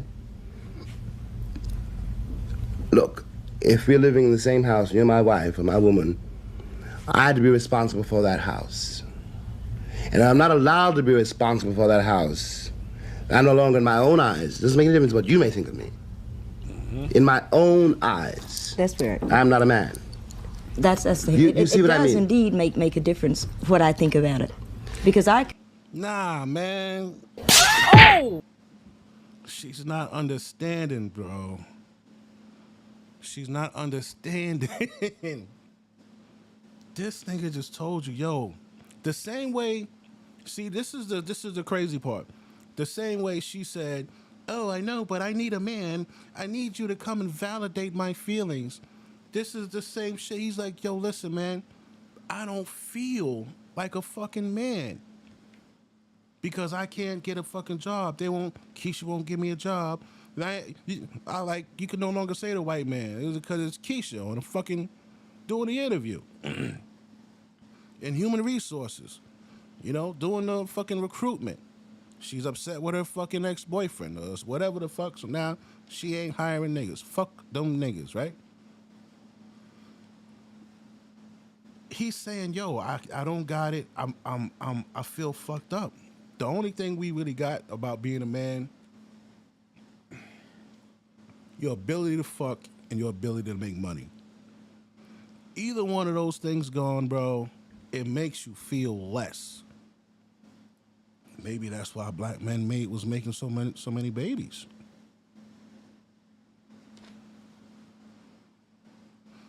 Those two things, you know what I'm saying, are the core of how you look at yourself as being a man. You may see some women, they may get breast cancer and they cut their titties off and they're like, "Oh, I don't feel like a woman no more. I don't got my titties." On the outside of the world, we're like, "Nah, bitch, you still a woman." But in her, the way she sees herself, when she looks in the fucking mirror, she's like, "I don't have titties. I'm not a woman." So for a man, the same thing, he looks in the mirror and he's like, "Man, I ain't had a paycheck in fucking 15 months. What the fuck is that gonna do to him?" It's the same shit. But she's still trying to say, "No, it matters what I think." What?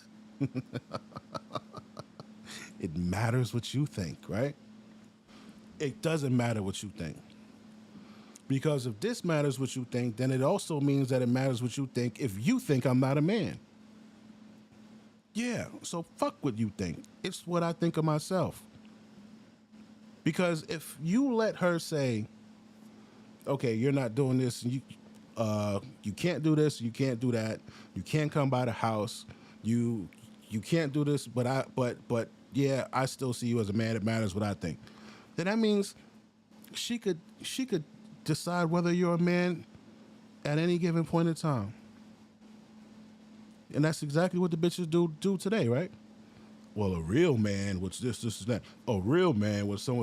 Nah, man, get the fuck out of here. They got nothing to do with what you think. It matters on how he sees himself.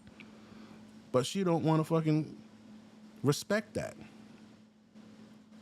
I could be perfectly willing, and as a matter of fact, I am perfectly willing to concede that, first of all, a man is a natural aggressor. You know what I mean? I don't care if I walked up to you and said, "Let's go to bed." You are the aggressor in that situation. Because it all depends on you. I could fool myself. I could fool my friends. Like, yeah, I got him. It depended on you. You heard that? You a sneaky little motherfucker. That's a little part right there that just seeped out that we don't pay attention to. Hold on. I don't care if I walked up to you and said, "Let's go to bed." You are the aggressor in that situation. Because it all depends on you. I could fool myself. I could fool my friends. Like, yeah. It all depends on you. It all depends on us. Hold up, bitch. Hold up, bitch.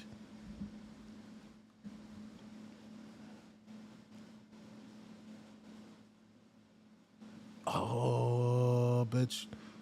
You making me want to flip this. Hold up.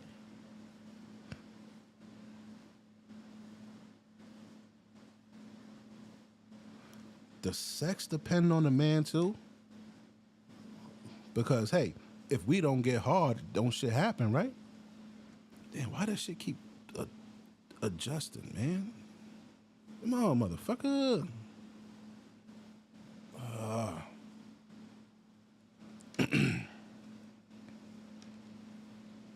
Did she arouse us enough for us to give her our life force? Oh. Nigga. You know what?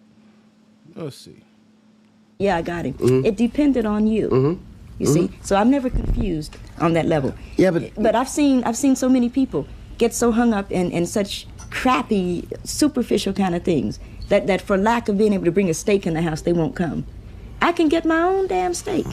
Nikki, I need you, Nikki, and that's what the black. No, really, I mean, that's to me what the black. Yeah, but man Nikki, you're perfectly right. But you're being, but you're being perfectly rational. But it's a rational situation. Yeah, but love is not a rational situation. Love must be. It must be rational.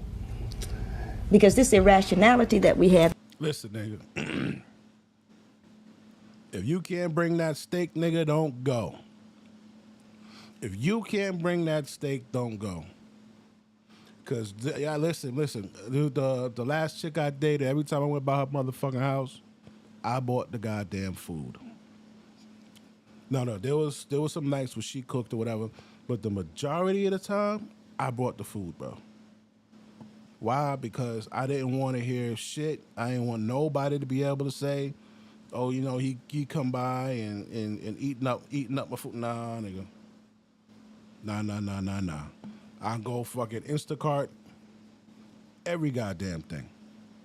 Cause you ain't gonna be able to talk shit about me. Cause I seen you bitches talk shit about niggas. So you won't talk shit about me. Oh, he came by and he ordered the fucking steak. He ordered the burgers, the buns, the cheese, the hot dogs, and all that. Yeah. Cause you ain't gonna say that I took money. I took food out of your fridge. When I would bring my kids by, I would do the same thing. I'd order a bunch of the little fucking Capri Suns and snacks and shit. Cause I don't want my kid nah, man. I'm finicky like that. Like I'm funny like that, bro. Because I don't want her saying, oh, you know, his kids came by and ate up all my kids' snacks.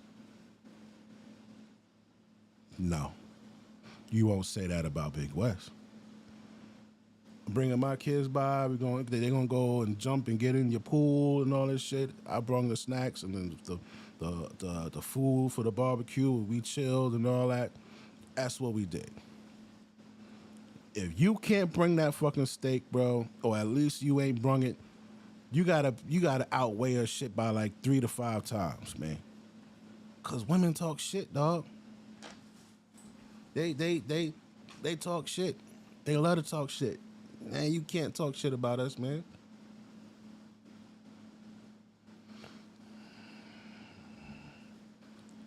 This woman, Nikki Giovanni, she recently died.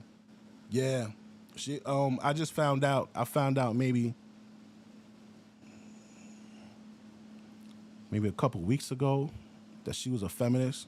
And the way I found out is one of the female podcasters, shit was coming down when it said black feminist died or some shit like that. And I could see some of her ideologies and her reluctancy to understand where he's coming from. I could see where she's trying to force, well, you know, it's what I think, it's what I say that matters, it's what I think. So yeah, I could definitely see that. And from when she said the guy standing on the corner with their arms crossed, they're unlovable. I could see that. You know what I mean? The part that I really like to show in this video is the part where she said, you don't have to worry about the crib. Come by and the baby's gonna sleep somewhere and all that shit. And the way his face was looking, it's like, how can you not understand? Like, how can you not understand how he feels about it? You know what I'm saying? How you don't understand how a nigga feel about it? Like, I think every woman understand how a man feel about being able to do something. Unless you're more self-centered in how you feel about shit. What you feel matters more. Yeah, man, she did recently die though. She was I don't think she was a Cynthia G. She was against black family. For real, Cortez? Diochi, she told women that being with heterosexual men is dangerous. What? For real? I mean, one thing I'll never forget Cynthia G said was the killing of the male black babies and that black men are bullet stoppers. And like all that shit, I don't forget none of that shit, bro. I never will. I never forgive you for that shit either. I never forgive you for that. Blackistan, you know, the whole divestors thing. I never forgive. Forgive for what, man? What I'm forgiving you for? I'm forgiving you for that. Damn. In her writings. Oh, you think she was Asian?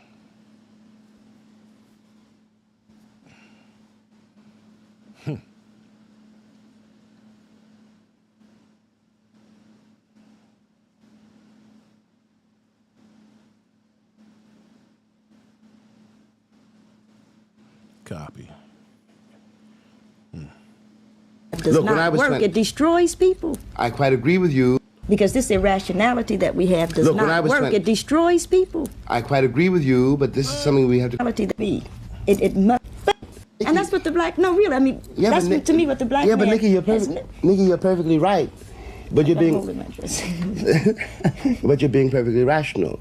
But it's a rational situation. Yeah, but love is not a rational situation. Love must be. It must be rational. Because this irrationality that we have does not work. It destroys people. I quite agree with you, but this is something we have to confront. When I was 22, I was about to get married. And for several reasons, I threw my wedding rings in the river, and that was when I split. You know, decided I would leave. I didn't get married partly because partly because I had no future.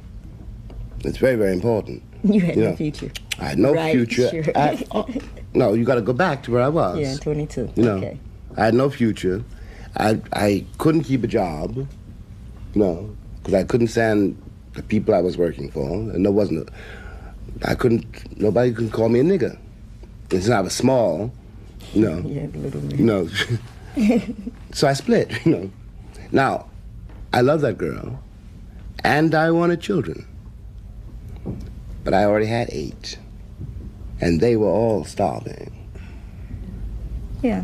And from my point of view, it would have been an act of the most criminal irresponsibility to bring another mouth into the world which I could not feed.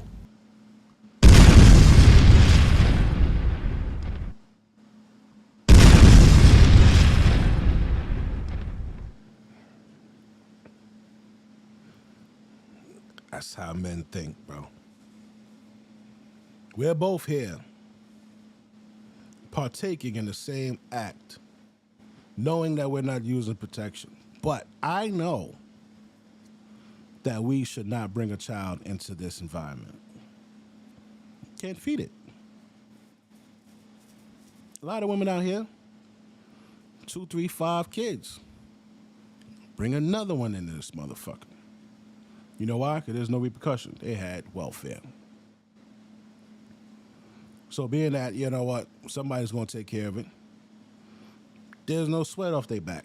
They could give up their responsibility at any time. You know, anytime. Give it up for adoption. They could give up their rights to be a parent.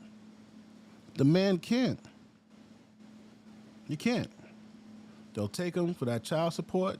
If he don't pay, motherfucker, you're gonna get what's that shit called? You're gonna take your driver's license, your passport, then they'll lock you up. And they'll keep doing that. Even when you're 80 years, even when you're 65 years old, you know what they do? They start dipping into your Social Security. There's men who are of Social Security age, and they are getting that money docked out of their fucking check. Facts. Yeah, but you see, those weren't your children. What? Those were your father's children. Oh. My father was dead. That's not the And as far as they knew, then... That's not what one cannot, and I'm not knocking your life, you know what I mean? Because but one cannot be responsible for what one has not produced. I said we are not being rational. But I said we must. I mean, that's my quarrel with the world. We must become rational. She don't want to listen, dog. She don't want to listen, all right? And that's all good. All right. Today I'm going to... She don't want to listen. Now,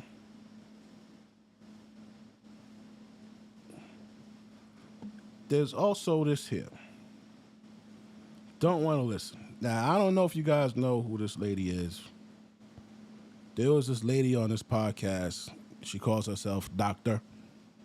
All right? And she said some things that also don't make sense. This is like another, like, and when you see this, when you hear this type of rhetoric, you gotta nip it in the bud. You gotta nip it in the bud because they're trying to keep alive that bullshit. I'm gonna show you right now what I'm talking about. Like you're a relationship guy. Yeah, I'm total. Are you a faithful relationship guy? Oh, yes, because today, actually, I saw you go viral on the Baller Alert, okay? And they were talking about basically how you feel like women who want transactional relationships are brokies. Yeah. And I have a viral clip talking about transactional relationships, actually. Yeah. So please, explain that. I didn't hear this. Hold on. Women who want transactional relationships are brokies. Yeah. Now, you heard what she said? Women who want transactional relationships are brokies. That's cool. Yeah, it's right. That's true. But I want you to notice, just the women of today know that the get him for what he got, girl, and da-da-da-da, and if he ain't doing this for you, all that shit is out the window. That shit is garbage now. That shit's basura. You can't say that shit no more. That shit ain't making bucks no more. That shit ain't making money. Niggas ain't nobody going for that shit no more. So what do? You become a grifter. Just like who? Priscilla. She told you that men weren't capable of loving, that men just pillage and plunder and rape and hurt, and that men are evil and all of this shit, right? Now she's on there talking about, oh, women are evil. Women only care about themselves. Women are narcissistic, da-da-da-da. What? Yeah, because that shit ain't making no fucking money no more. Niggas don't want to hear that dumb shit. So pay attention to the grifters, right? And let's see what she's talking about. I love it. No, please break it down. Transactional mean you need something to get something. Right. Oh, that's a bar. Yeah. And I literally talk about this, and I agree with you. So just break it down a little bit. Yeah. So I just feel like a lot of women have audacity because they'll be over here talking about, that man's a brokey, baby. You a brokey. Like if all you have to offer is your body, you broke too. And I feel like we live in this prostitution era where I will give you my body because you took me to dinner. And I just don't subscribe to that whatsoever. But also I do think that if that's going to be what you're about, because get how you live it. I'm not here to wrong anybody. If that's what you want to do you, boo. But I will say what's important for me, for the little girls that are looking up to the women that have the Chanel bags and the Bentley trucks and, the Louis Vuitton. And I have a lot of these things. However, I have businesses, whereas a lot of these other women are laying on their backs. So I just think it's important for them to stop misleading young girls and making them think that this is what I should be shooting for when, baby girl, you don't want nothing to do with this. It's a lot of sweat you don't want to feel. You know what it is? And as a man, this is what I feel like this generation is all about. Since we live in a social media era, females want to show off an image of something they're really not. Yeah. Yo, hold up, man.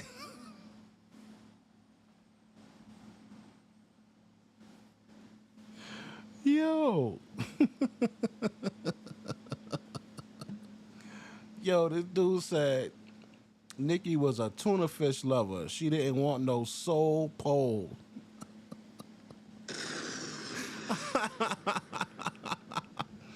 Yo, the fact that this is random female is able to get next to Paul Pierce is crazy. I gotta say, I'm a little bit disappointed in Paul Pierce, man, because he got conned. He got conned, man. She conned this nigga up here, man. She played in his face. Watch this. So like, if a man say, hey, what's up, baby, let's go to Mexico, and he get her mask bag or whoop, and she come back, take flicks with that with some new shoes, and then it looked like she's styling and profiling. But really, she only got like 2 or 3 of those outfits. like, and just showing them off. Right. Like, you know what I'm saying? Right. And it's making her look glamorous for the next dude who she gonna fool. Yeah. To take her on the next trip, and it's just like a cycle now. Agreed. It's like a cycle of now. It's like a drug dealer. He start off with a nick. He starts selling pounds. Now he starts selling kilos. Yeah. Make it seem like him. And now, Words of Nipsey Hussle, you're like a Coke bottle, but the soda's flat. Ooh. Okay, and I think that that's what we're seeing a lot, and I feel like there is a lot of modern day prostitution going on, and I've spoke on it. What do you feel about women who feel like first of all, you're a gorgeous woman, you're smart, you're successful. What are your requirements? Like if someone wanted to date you? All right, here we go. What are your requirements? What are your requirements for somebody to date you? Beware of wordplay. Women change words, but they mean the same fucking thing, right? They went from, I want a provider, to I want a leader. I want a guy who leads. Well, what do leaders do? They fucking provide, right? They switch the words up, right? They want a dude who makes the six figures. They want to do right. So all of that is you want somebody, you want a protector, a provider. You want somebody stable. You want security. If the nigga makes a good salary, that's your security, right? Right. If he's tall, big dude. He's taller than you. What does that mean? You could look up to him and you look at him as what? Safety, right? Watch her wordplay. Yeah, so first of all, it's an us thing. That makes two of us, Yes, so thank thank you. you. But for me, I need what's real. And I think a lot of women get it twisted because they've heard so much on social media that he needs to make 6 figures, 6 feet tall, 6-pack, and 6 inches, right? But the reality is, how does that make you feel? Outside of physicality, that doesn't do anything for you. So for me, I know what I need personally, and I think... Let's see what she needs personally. And I'm going to slow it down. Let's see what she needs personally. it's important... Let's see what she needs. What do you need, girl? For all women to get clear on what they need, I need safety, security, respect, emotional intelligence, emotional regulation, openness, and honesty. That's what's most important. Right? Safety, security. You want the same thing. You want a 6-figure nigga. You're tall and all. You want the same shit that y'all been saying. You just changed the words. Now watch this. Important to me. And I think that a lot of people, because they're looking at, what can I get from this man? It's this entitlement day age. It's this prostitution era where, did you buy me the bag? Did you get me the shoes? If not, no, you don't get any play. When the truth is, and this is for the men at home that are listening, if a woman wants you to spend all your money on her up front, she don't like you. Because no woman that likes you is ever going to, we are almost like, whoa, hold up, babe, you don't got to do all of that when we really like you. And then also women, you should be looking at a man a little bit crazy if all he wants to do is give you money up front, because now there's an expectation here. He wants a return on his investment. You're goddamn right. As you should. You want a return on your investment. I always tell you guys, a bitch is the worst fucking investment. It's a fucking... a bottomless money garbage can, bro. No. So we just gotta be real about what it is and what we're signing up for. Yeah, and that's what I think about this new generation, because when I see about all these cases and stuff going on, like, this is the thing, because this is the thing where we gotta realize you can't answer something based on your money. Facts. Like, this is the thing, because guys, is getting richer than ever. When girls is making money, and it start off like, hey, boom, boom, boom, and then you gotta keep that up. Men lead with their wallet, and they're mad that they caught a whore. Oh, sorry, it happened. Now, you hear that shit? Men lead with their wallet, and then they get mad that they got caught by a whore. Oops, sorry. There's just no accountability with these fucking broads. Men, if I'm a rich motherfucker, bro, I'm rich, and I meet a chick, I want to take her on a date. I'm rich. Why can't I take this bitch on my mini yacht in the middle of the goddamn ocean and fucking eat fucking pizza? Why can't I do that? Because she's a whore? She gonna be a whore whether I'm rich or poor, right? Yeah, that same bitch, what do we always say? Rich niggas get the same bitch. Rich niggas get the same bitch. You just get to keep her longer. You get the same ain't shit, no good bitch. If she's an ain't shit, no good bitch, with a rich nigga, she's ain't shit, no good bitch with a broke nigga. How about we have better bitches? How about there be better bitches so the next generation of women have a shot at getting a rich nigga? How about that? Because right now, the next generation, they don't got a shot at getting rich niggas. All the rich niggas have been put on notice.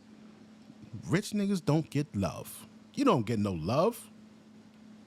We always say that. Don't we say that? Rich niggas don't get no love. You're rich. You looking for love? Who? If you Paul Pierce, you ain't gonna get no love. Especially a basketball player and he was a good one. They know your name. They could Google you. You ain't getting no love, champ. Well, look at this shit. Happens all the time. Nah, it's you paying for this woman, it's clear, and then you're upset because you're like, oh my God, she's a hoe. Well, that's what you did. You led with your wallet, and now that's who you have. You caught feelings. Yeah, you caught feelings. You met a girl because you on the road, you flew her somewhere, didn't get to know her, it was fun, and then it just turned into like what you thought was gonna be love turned into a scandal. That's a scam. It's scamming. There's dating scammers out here. There's a lot of women that don't even eat unless they go on a date with a man. Yeah, I've heard that. It's brutal. Let me tell you one story. Yeah. I went out on a date with this girl. Oh. And it was a good time, boom, boom. She had a little one-bedroom apartment, her kid. Because I asked, like, oh, y'all live here? I got my kid over here, boom, boom. So then we didn't go out again. So until a week later, she was like, this is the next text. She said, when you taking me shopping? Oof. That was the next text. And After one date? After one date. And I was just like, damn, I was just thinking that too. And never talked to her again. Period. That's what I said. As you should. Period. I think that's ridiculous. That's so ridiculous. How do you have the audacity to ask that though? But you know what though? Women are getting more and more bold. Yes. Like the stories that I'm hearing is like you think that you met somebody and then a week later they're like, oh my God, my tires went flat. Yeah. Oh my God, it's the 9th and you're talking about your rent. Yeah. Your rent was just already paid. Yeah. You talking about next month's rent. You know, like people Yeah. are just getting more and more bold. And I think it's because we live in this transactional day and age. But I will say this, and I say this all the time. I feel like for a person to ask for something that they're not qualified for is crazy. Ooh. Right? And so I always say, in order to see what you believe you deserve and try to be as real with yourself as possible, maybe ask a stranger. I feel like there are 6 pillars to true happiness, true self-love, true self-worth. And that is physically, mentally, emotionally, spiritually, financially, and energetically. So what I want people to do, if you're listening to this, is make a bar graph. You know, make a bar graph of all 6 of those things separately. And on a scale of 1 to 10, rank yourself. You cannot use a 7. And then add all of those numbers. Oh! Why are you using KS shit? Why are you using KS shit? You can't use the 7? Ain't that KS shit? You can't use the 7. No, yo, KS, you know, man, this nigga put a lot of money in people's pockets, bro. He put a lot of money in people's pockets. A lot of shit, man. These people are different. The people like her, they're different because they're using it for financial gain, B. Like, you see here, man, I don't be asking for fucking money and no shit like that, B. But motherfuckers who try to use this man's rhetoric and all of that, like, bitches ain't even think about that. Nobody thought about that. Oh, you can't use 7. Nobody thought about that shit until that nigga said it, bro. Pay homage. Numbers up divided by 6, that's your average. So now to be clear, if you ain't been to the gym in a year or 6 months, you are not an 8, okay? Don't give yourself a 6. Yeah. If you don't eat right and you don't go to the gym, don't give yourself no 6. If you know you haven't talked to God in 10 years, don't give yourself an 8 or even a 6. If you know, like you know that you go off when somebody cuts you off in traffic, you go off on Miss Susie at the work office, if you know you have no emotional regulation emotionally, do not give yourself a 6. So when you look at your numbers, you add them up, you divide it by 6 to get your average. If you're a 4 or a 5, stop asking for a 10. Ooh. That is a bar. All right, hold on. I want to do this test. Okay. I'm gonna give myself the rank. Come on, let's Okay, go. physical. Start with physical. Let's go. All right. I'll say like. All right. Get y'all shit. We gonna take this test. 6 numbers. All right. I'm gonna take this test too. I don't give a fuck. I'm gonna take this test too. Put your calculator on. 5, 4, 3, 2, 1. Let's go. Physical. Can't use 7. 7. Can't use 7. Can't use 7. All right. 8. Okay. Okay. We got 8. Look, I'm gonna pull my calculator out. What was that? That was a health? Do this test. Okay. I'm gonna give myself the rank. Come on, let's Okay, go. physical. Physical. Start with physical. Physical. All right. I'll say like. Physical. Can't use 7. 7. Can't use 7. Can't use 7. All right. 8. Okay. Okay. We got 8. Look, I'm gonna pull my Spiritual. calculator out. Look, okay, So spiritual. spiritual. I'm gonna say 8. Okay. I mean, I prayed this morning. I prayed last night. Energetically. Yeah, energy. Mhm. Energy. 9. Okay. Come Mentality. On, Is that one of them? Yep. Okay, mentality. 10. Oh, You. I'm mad. Mentality. Is that one of Yeah, energy. Mhm. energy? 9. Okay. Come Mentality. Is that one of them? Yep. Okay, mentality. Mentality. 10. Oh, You. I'm mad at that. Okay. 10. Mentality. Is which We got emotionally, physically, So emotionally spiritually. is something different. Like Yeah. Now I emotionally. don't know how to range range. yourself. I don't know how to range emotion. Now, like, how 'cause emotionally mature are you? How emotionally aware and regulated are you? Yeah. How emotionally vulnerable are you? How emotionally open are you? And if you give yourself a 10, you're 5. lying. Okay. Okay. I that's can fair. go with that. That's honest. I Yeah. can appreciate that. Five. And then See, all of that,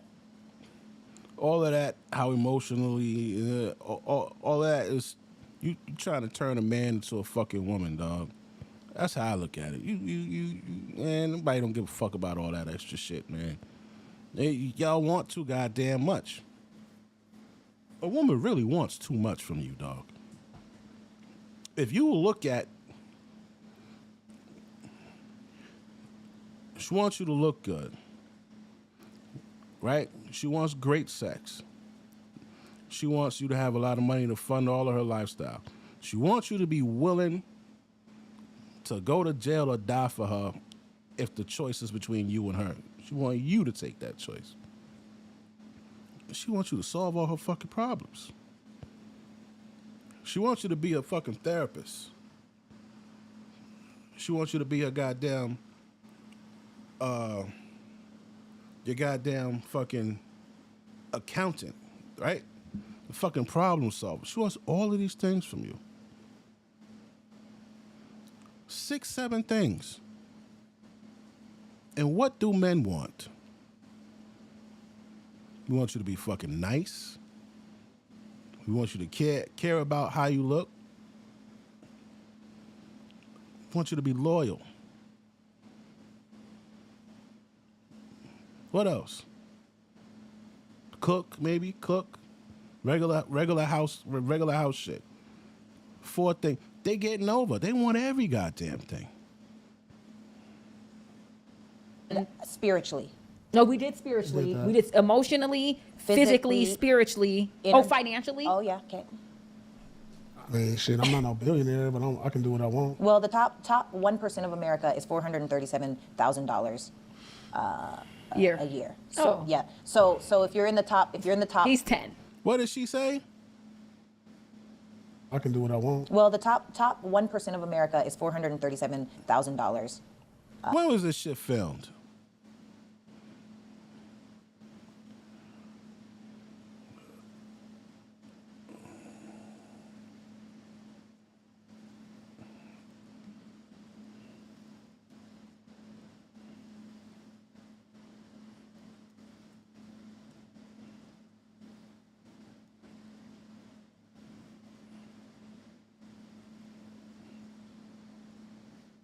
Man, this shit as of 2023 is 800,000, bitch. What? Oh!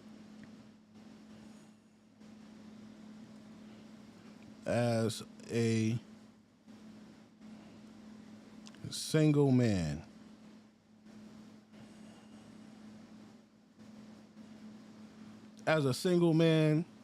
according to data, top 1% earners in the U.S. as a single man, you need to earn at least $780,000 $187,000. What the fuck is this bitch talking about? I knew that number was off like a motherfucker. What? Year. A year. So yeah. So if you're in the top, he's 10. Give him a 10. Give him a 10. Look, I'm just saying. Okay, Yeah. so 10. This equals 50 divided by 6 equals 8.3. Okay. You are an 8. You are more than welcome to have 8. But to be honest, what's funny is because you are a 10 financial. I'm a 6.3, nigga. Kevin Samuel says I can get a cute bitch. Oh no, I'm a 6.3. So then I would be, you know, the equivalent of cute as a male. I'm a 6, yeah. That's all right. You know, 5 is average, 6 is all right. Yeah, bitch, yeah. A lot of you bitches only deserve a 6. Yeah. Financially, there are so many women that if that's all you had, they think that's enough. Oh, and he's 6+ feet. Right.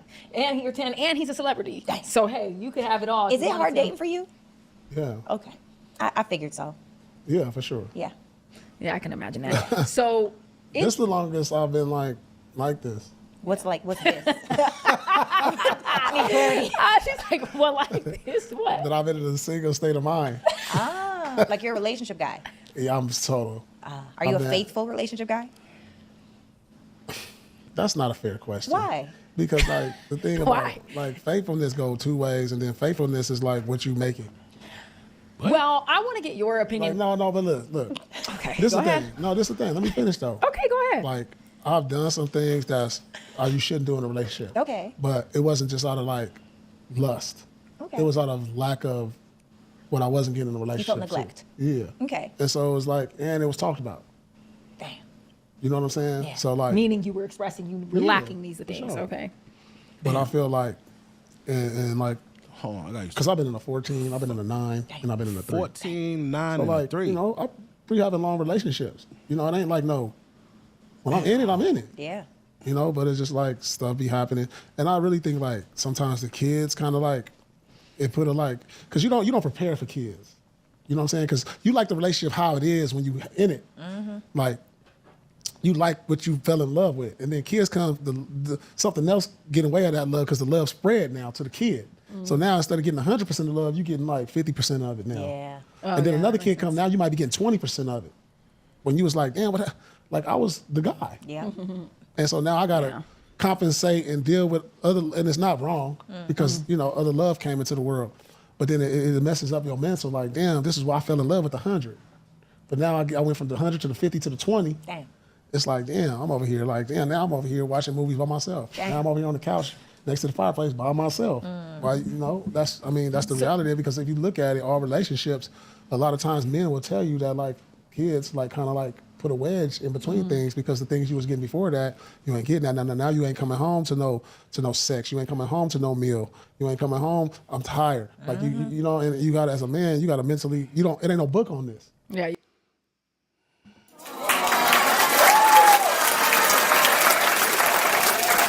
know what? He just tapped into a part. He just tapped into something nobody's talking about. We always talk about the woman. You see, we're hyper-focused on a woman's happiness. We never even think about the fucking man's happiness. So now, you're no longer the person that I signed on with.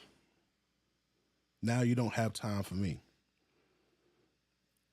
You know, damn. I'm so glad he fucking touched on that. I mean, he mentioned that. You know what I'm saying? He's wrong there. Women definitely prepare for kids. They get pregnant on purpose. Paul just explained why my men shouldn't be stepdads.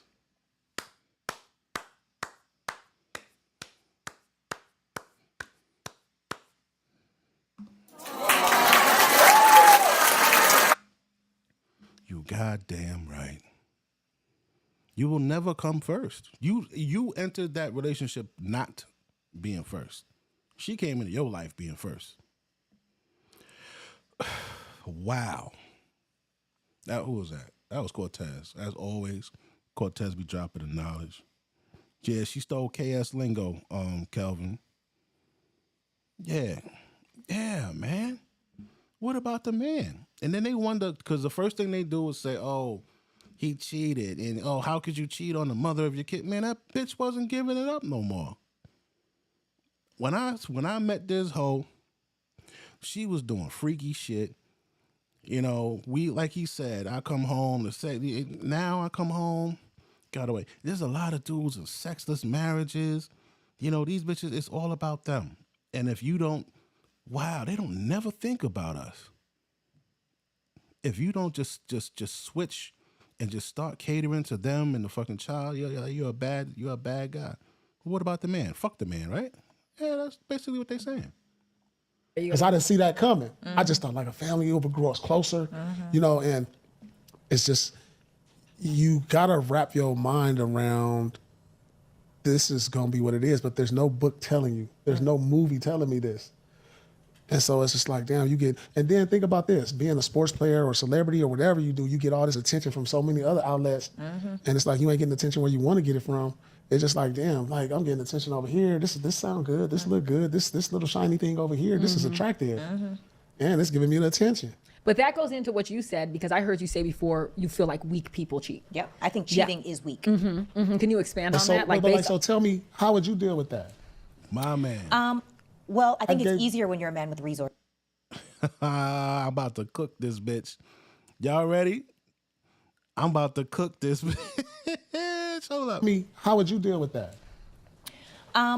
Well, I think it's easier when you're a man with resources, because I honestly feel like most times, especially when women become mothers, and also let me just say thank you for your transparency, because I know for a fact that there are so many men that feel the same exact way as you, where you lose your wife or your girl as soon as they have children. Why? Because they become a whole different person, but they have to. So the old version of them is no longer the version that you'll ever know again, because that person died in pregnancy or in childbirth, right? They're a whole new, they've been born into something all new along with the children. But how do you get through that? Most women are tired because they don't have any help. Nah, bitch. Oh! Wow. Did y'all see that? What did she do just now? It begins with a D. Deflection queen, Pop. Deflection queen. She ain't even answered the question he asked. She said, oh, I think cheaters are weak. He said, well, what would you do in that situation? And this bitch just went on a rant about some other shit and then answered a question in her fucking head. She literally, look at this shit. Look at this shit. Look at her fucking face, but look at this shit. He described all that shit. Like weak people cheat. Yep, I think cheating is weak. Can you expand on that? So tell me, how would you deal with that? The question is, how would you deal with that? Right? You're not getting the attention or whatever, right? You're getting attention from elsewhere. How would you deal with that? And what did she say? Well, I think it's easier when you're a man with resources, because I honestly feel like most times, especially when... He said, what would you do in that situation? She's not answering the question. When women become mothers. And also, let me just say thank you for your transparency, because I know for a fact that there are so many men... There you go to bullshit. ...that feel the same exact way as your person, but they have to. So the old version of them is no longer the version that you'll ever know again, because that person died in pregnancy or in childbirth, right? They're a whole new, they've been born into something all new along with the children. But how do you get through that? No, not how do you get through that? Not how do you get through that? He said, how would you deal with not getting that fucking attention? Most women are tired because they don't have any help. A lot of the times, people... What? How did we get on the woman? Do you see this shit? How do we get on a woman? We talking about the man. How do you expect this man to get through that? How you expect a man to handle a situation where he's not getting treated right? And she's talking about a woman. Say that I'm pro-man inside of what I say, but I'm just pro-logic. And the truth is, there are a lot of women that are emotionally exhausted because I don't think men take into account the level of emotional labor that goes into running a household. Right. Like, and especially of feminine women, because we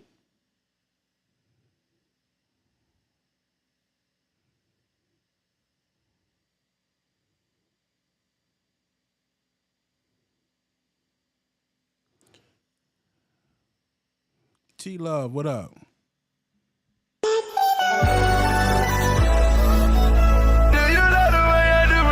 How the fuck we get on? How do we get on that? What is she doing? of women that are emotionally exhausted because I don't think men take into account the level of emotional labor that goes into running a household. Right. Like, and especially of feminine women, because we are so intuitively paying attention to the details and the gaps in the household that we're constantly seeking what is the need that you have. Well, if we're seeking your needs and now we're seeking the children's needs and I forget all about my needs and oh my God, this person has to eat. Hey, these bills over here have to get paid. Oh my God, the house is a mess. Oh, I have this party coming up. Oh my God, I'm still working. If they're even still working, there are You started off saying, being that you're a man with resources, it's easier. Now you're talking about a chick that has to do everything herself. You ain't even answer the question of what would you do in his situation as a man, and you're not being treated right by your fucking woman. What? So many different things that are put onto a plate where it's just straight overwhelm, right? And so I think that for a couple, number one, you have to understand that your relationship will never look the same. But this is why I believe, and I'm not a mother yet, but when or if that is a decision or the road that we choose to go down, then the truth is I need help. I need all hands on deck. I need a nanny. I need a night nurse. I need help. And it's not to say that they're going to raise my children, but I know women in my family that are like breaking down because they couldn't even take This bitch said, I need a nanny. A bath because they couldn't leave their children, right? I know women that are eating the leftover snacks from their kids' lunch, like the crusts from the sandwiches. All right, my man.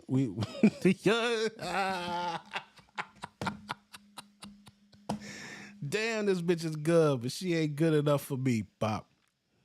Yeah, you thought you was slick. You fooled a lot of niggas. But nah, not Big West. So now we're talking about the regular average broke chick that got pregnant. We're not talking about the woman who's with the man with the means, nor what would she do if she wasn't treating her man right. Okay, let's go. Because they didn't have time to cook anything for themselves because all they're doing is taking care of their children, right? I know women that are eating the leftover snacks from their kids' lunch, like the crusts from the sandwiches because they didn't have time to cook anything. They eating the crust from the poor thing, eating the crust from the sandwiches that she made. For themselves because all they're doing is taking care of a child. And I also Yo, T said our grandparents ain't need fucking nannies, and them motherfuckers had 8 kids. They ain't need no damn nanny.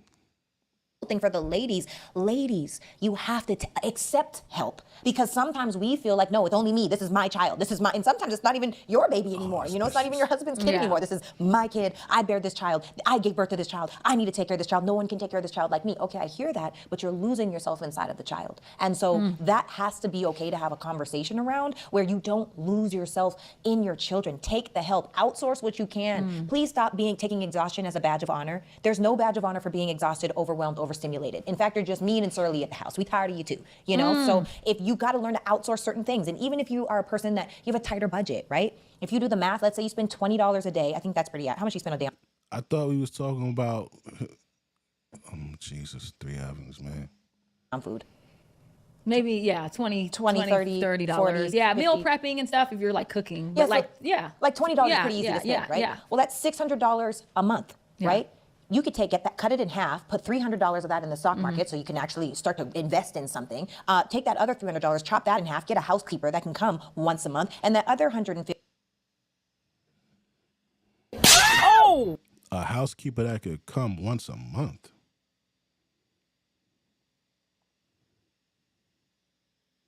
What the fuck is once a month? What the fuck is once a month gonna do?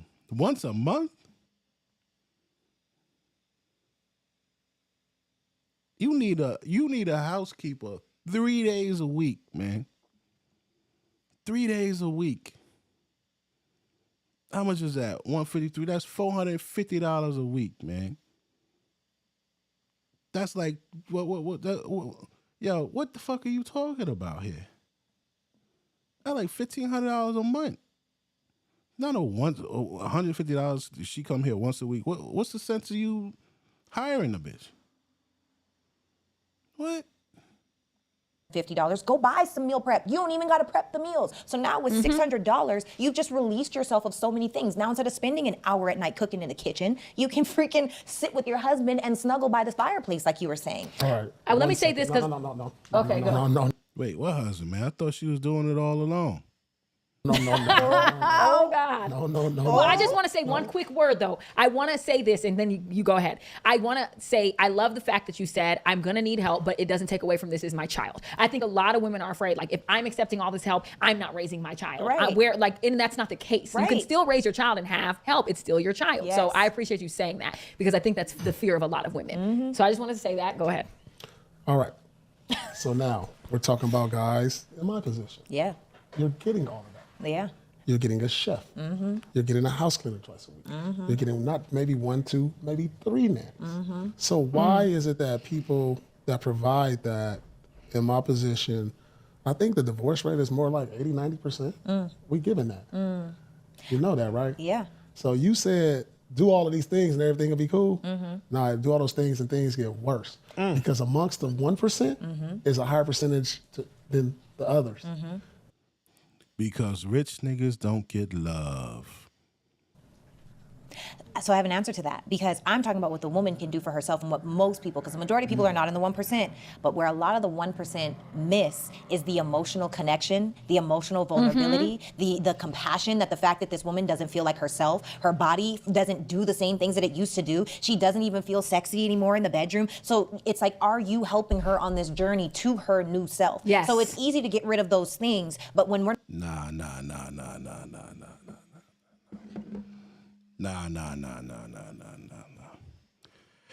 So now we talk about the 1%. Now, before she was eating the crust out of the kid's fucking lunchbox, right? She had to go and worry about what his needs were, what the house needs were, all of this other shit she got to worry about. So now we put it to the rich nigga.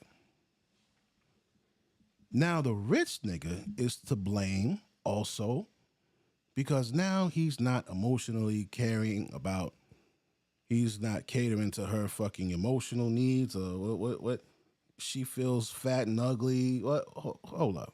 Vulnerability, the one I'm talking about what the woman can do for herself and what most people, because the majority of people are not in the 1%, but where a lot of the 1% miss is the emotional connection, the emotional vulnerability, the compassion, that the fact that this woman doesn't feel like herself, her body doesn't do the same things that it used to do. She doesn't even feel sexy anymore in the bedroom. So it's like, are you helping her on this journey to her new self? Yeah. You hear this bullshit? So the poor nigga is to blame because he don't got the funds and finances to take that load off of her hands. And a rich nigga is to blame because he's not sympathetic, I guess, to her being a fucking what? If I'm rich, he said you got 3 nannies. If you could get a fucking nanny, you could get a personal trainer. You could go sit out in your backyard by the pool, do some fucking yoga. You could go to brunch with your fucking homegirls. You could actually heal your fucking self during the day.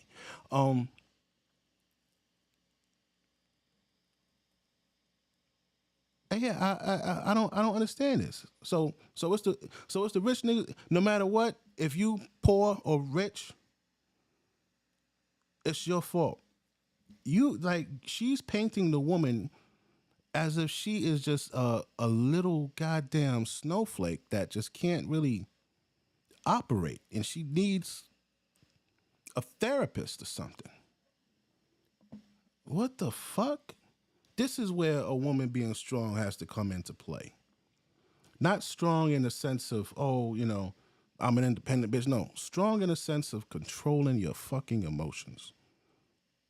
She just said she wanted a dude who can emotionally regulate himself, right? Bitch, emotionally regulate yourself. You with a rich nigga. You got nannies, chefs. You can get a personal trainer, tighten up your fucking gut and all that, make yourself feel good. I don't understand this. What more do you need? A rich nigga stops. This is what it looks like. You get up 5 o'clock in the fucking morning, right? 5 o'clock in the morning, you gotta get up. You gotta get the kid ready for school, get the lunch boxes packed, the book bags packed, drop this nigga off at fucking daycare or school. Then you gotta get back on the fucking either the train or public transportation to go into work. Now you're at work, you're working all fucking day. Now you gotta rush home in rush hour, either on the train or in traffic if you're driving, to hurry up and get to the daycare. Get that little motherfucker out of the daycare, rush home, start dinner, feed the kid, do the homework, put their ass in bed and clean up the house just in time to go to bed and do it all over again. But now you dealing with a rich nigga. You don't gotta do all that. You don't gotta go sit in traffic. You don't gotta take him to the daycare. You don't gotta clean him up. You don't gotta do any of that shit. All you gotta do is chill. And it's still a problem. Do you know how many women, single mothers, would love to switch fucking positions with you? Do you know how many women who aren't single mothers who would love to switch positions with you? And you're still complaining. Let's go.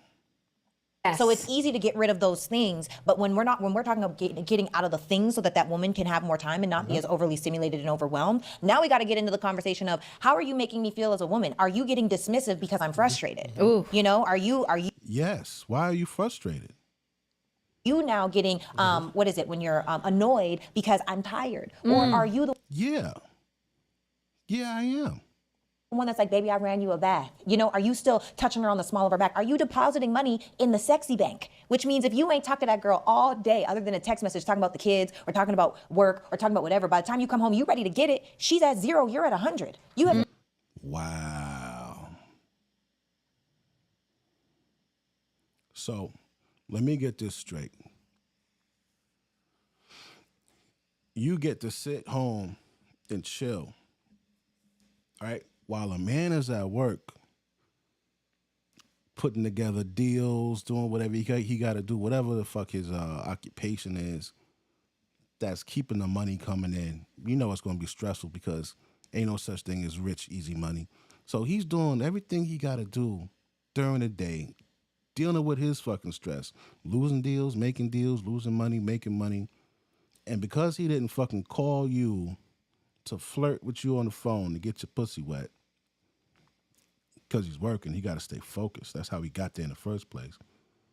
It's his fault because he comes home and now he's home through his long day and he wants to take a shower, eat something, and be with his woman, kiss his kid, put him to bed, and then bust a couple nuts. Now he's the bad guy. You should be excited because your ass ain't got to do shit all day. You should be excited because you're in a nice, comfortable environment. You don't live in a fucking shack. You live in a mansion, bitch. You got the pool outside. You got the gym inside the fucking home. You got all of this great shit. And you can't get wet for this nigga? I thought struggle and strife drives the pussy up. Now you got luxury and comfort, and you still talking about your pussy dry? You know what this is telling me? This is telling me that story of the man store was right. You ever heard the story about the man store? There's 6 floors, and the woman goes in, and each floor, the man gets better and better and better. And by the time she got to the 6th floor, there was nothing on the 6th floor. It said, you passed up all of the good niggas. You're number 5 million or something of women who failed at finding a good man. That story was right. You're never satisfied. You're just a consuming machine. So now it's his fault. Why should niggas get married? Especially rich men. Rich men ain't even think about getting married no more. You know what I'm saying? What the fuck? Deposited any money in the bank. Right. You know? You're absolutely right. She's 100% right. Because that's I threw, back, and you threw back exactly. Oh, that's 100% where That's it's why- Paul, she got you.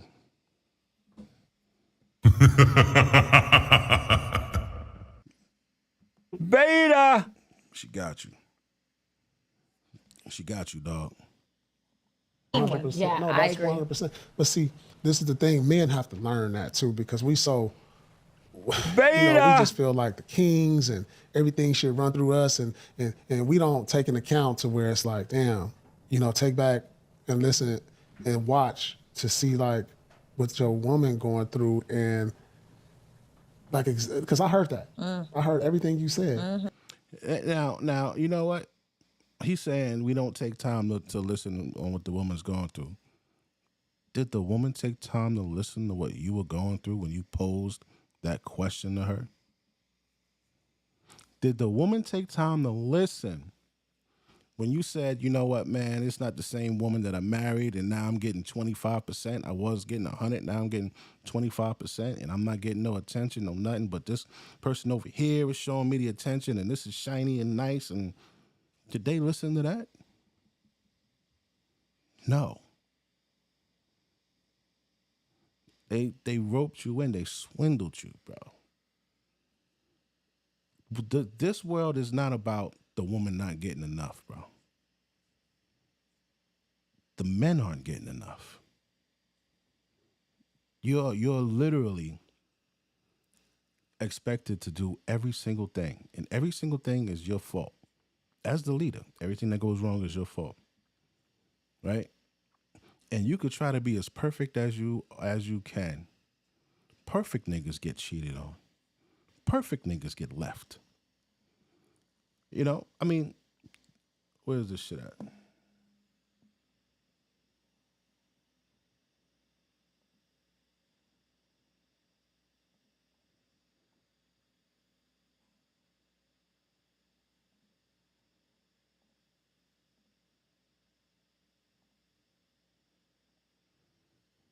Look at this shit. This fucking guy.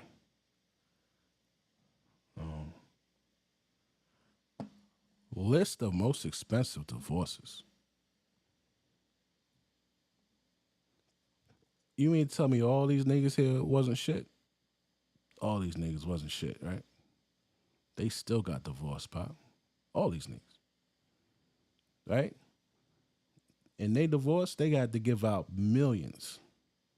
Some gave out billions. This motherfucker had to give out $3.8 billion. Bill Gates gave out $76 billion. This nigga gave out 38. So, I mean, are you telling me that all of these guys were fucked up? Bill Gross, I don't even know who the hell that is. Tiger Woods. Who else on it? Mel Gibson. 400. So all of these motherfuckers that gave out all of this shit here. 200 million. Michael Jordan, 168. All of these people that gave out all this money. So you telling me all of them didn't cater to the broad's needs? She wasn't waited on hand and foot? Kenny Rogers? $160 million. Paul McCartney, Phil Collins, Michael Douglas. Damn, Michael Douglas. Ted Danson, Donald Trump, Kelsey Grammer. Bro, line up all of these people. Slash from Guns N' Roses. This motherfucker had to give out $6.6 million, right? And then at the end of the month, he got to get his broad $100,000 for spousal support and $39,000 for child support. So, what the fuck? Why is this so? You know what it looks like to me? It looks like when a woman realizes that she could maintain that lifestyle without you, she gonna do it. She gonna do it. Fucking Robert Lee Johnson, the BET owner. His wife left him right after he sold BET for like $1 billion and something. The judge gave her $400 million from him. And she went and married the fucking judge who presided over their divorce. So she still wanted to be married. She just ain't want to be married to you.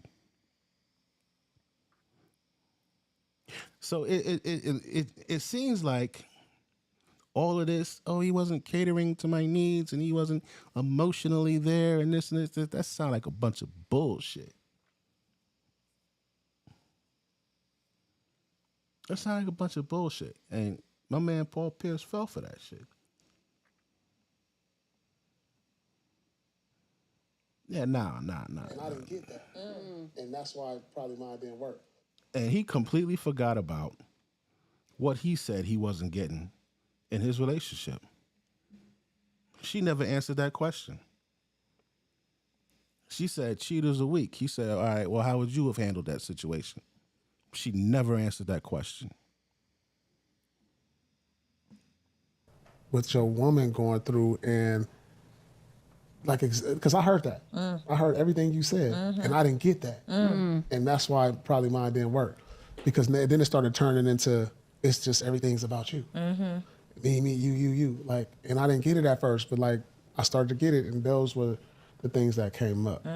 And I think that ties into what you said about weak people cheating. Yep. Because if you're really adamant about understanding what's going on within your relationship, then maybe you wouldn't have to outsource and go outside of it. And then, instead of leaning. No, weak people don't cheat. Selfish people cheat, man. Right? You could say selfish people cheat. You could say people who, like he said, wasn't getting what the fuck I started out getting. And then I spoke. He even said he spoke to the broad about it. Still ain't nothing changed.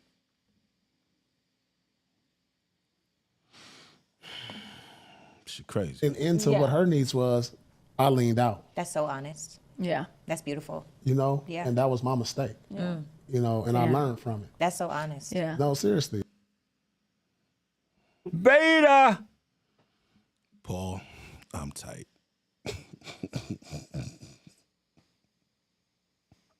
I'm mad. Instead of leaning, I should have leaned into that, Thank you for being vulnerable, because men need to hear that. No, seriously, I should have leaned into that. But you learn, you learn from it. And, a lot of times we hear they needs and get mad instead of leaning into like acceptance of like, damn, we got to like soften up and listen instead of like, well, this and that. I do this. Like, it's not about you. Yeah. Like, yes, it is about you. What do you mean it's not about you? How is it not about you? It's not about you at all. That's why you ended up cheating, because it stopped being about you. And it never was about you ever again. Is she watching, Paul? Is she watching this podcast and that's why you're saying this shit? You trying to get it back? Let me tell you something, Paul.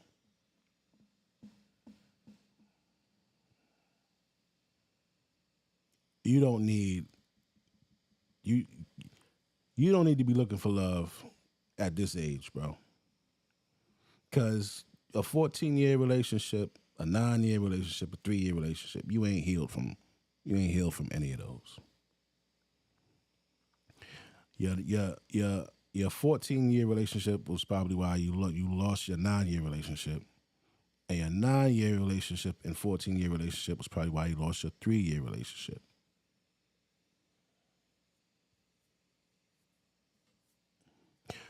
You need to go and get on a plane and go over to one of these countries and get you one of these little cute little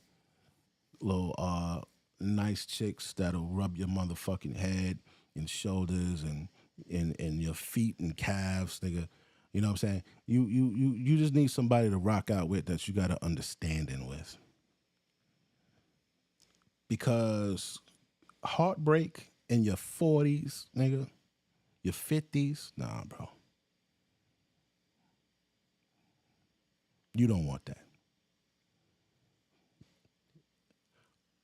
They ain't gonna have the you know, they ain't gonna have the swag as a bitch from the US. You know, they ain't gonna have the swag and all that. You know, they ain't gonna have that what we used to and what we like and shit. But you should stop looking for that. You know, get you a nice, pretty chick that's just kind to you, and you guys gotta understand it, because you ain't gonna find no love here. Your name is Paul Pierce. That shit don't exist for you. Let me see something.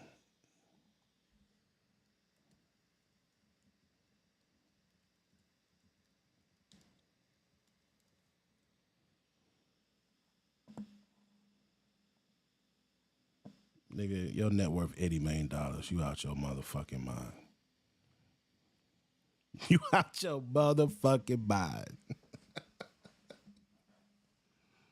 You out your mind, kid. 80 mil? This was as of what?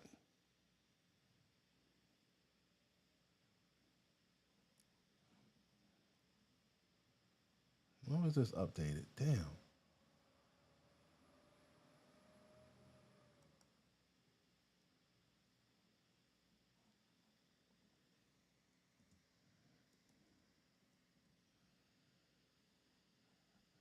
All right.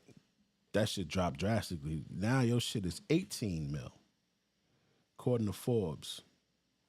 So according to Forbes magazine, Paul Pierce, $18 million man, right? Hold on. I got you all in a minute. Hold on.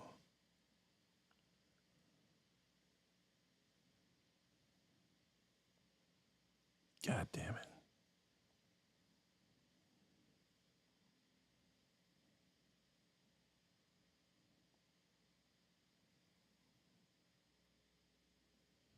All right.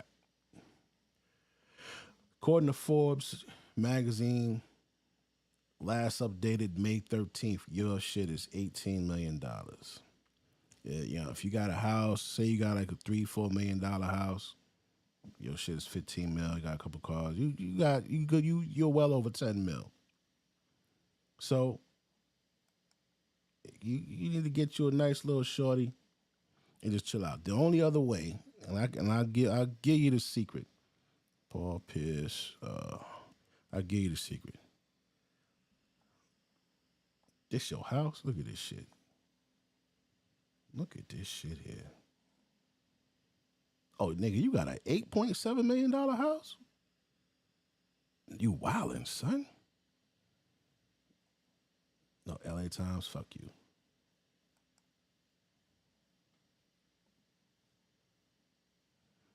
Let's see, Architectural Digest. His shit was listed in the Architectural Digest. All right, now this one here. You're selling your 3.4. Oh, you bought that for your mom's and now you selling it? Oh, you kind of broke, bro. You broke? You broke? Damn. 2024, they burglarized his shit and stole more than $100,000 in cash, watches, jewelry.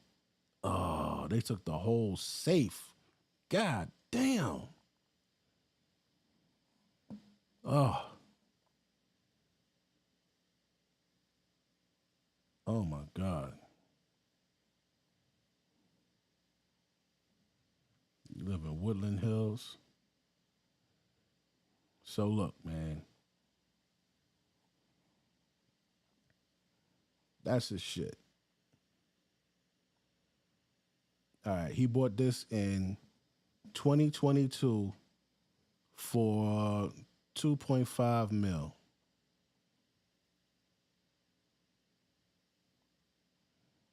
All right. It's a very nice house, Paul. A chick is not going, you ain't going to find a love. You ain't going to find love with a chick. As soon as they know who you are and they do a Google search just like we just did, it's over. The only way you want to find love, I'm going to tell you how to find love. If you ever become rich on here, you guys watching this, I'm going to tell you how to find love if you don't already got her. You got to make her sign a motherfucking contract. She got to understand these rules up front. No shopping spree for the first year, right? So if she's sticking around just to get a shopping spree, she's going to be gone. No shopping spree for the first year. She must maintain her own residence. Ain't going to be no, she live here and then y'all getting a domestic and you got it. No, bitch. You go back home to your shit, right? No shopping for first year. She got to have her own residence. If you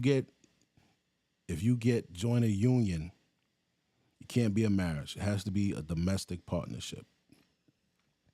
That way, she knows when she gets up one Sunday morning and just wants to end it because you're not emotionally there for her, she can leave with what the fuck she came with.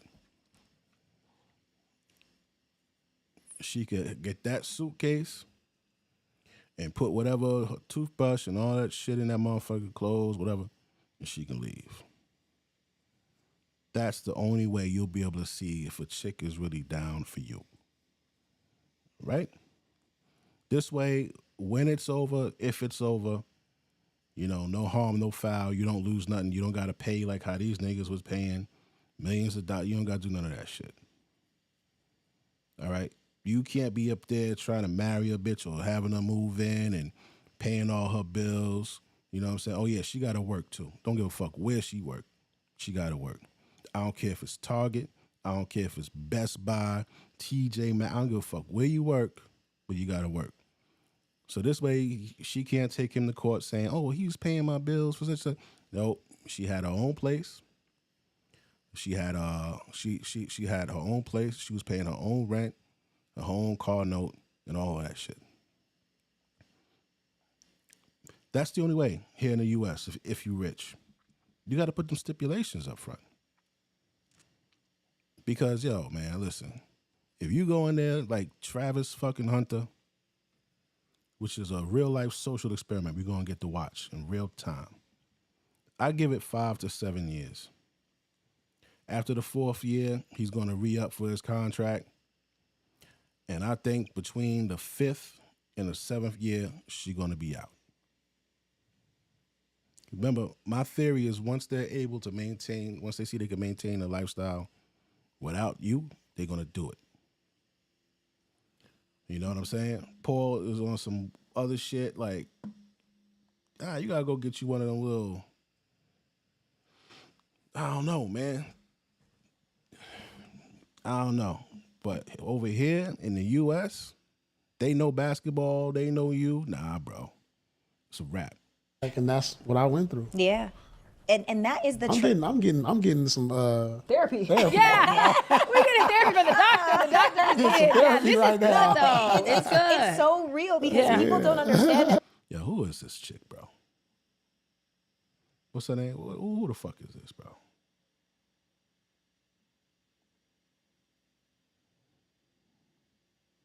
Oh, shit. Here we go. Y'all ready? Let's see who this is. Who is she? All right. What do we got here? Instagram. Facebook, LinkedIn. All right, let's check the LinkedIn. Who is she? She says she has businesses, right? Yep, that's her. Sarah Fontenot, whatever. All right. What about her? Hasn't posted yet. All right, we got Disruptor Elite, University of Regina. Let's see here. Disruptor Elite Group. I help people get out of their own way, emotionally and mentally, to create a better life and business. She's a life coach? Oh! This is like that Dr. Cheyenne Bryant shit. Chief Executive Officer of your own company. Okay. I help people get out their own way emotionally to create a better life. Herbalife. Oh, come on, bro. No picture either. Herbalife?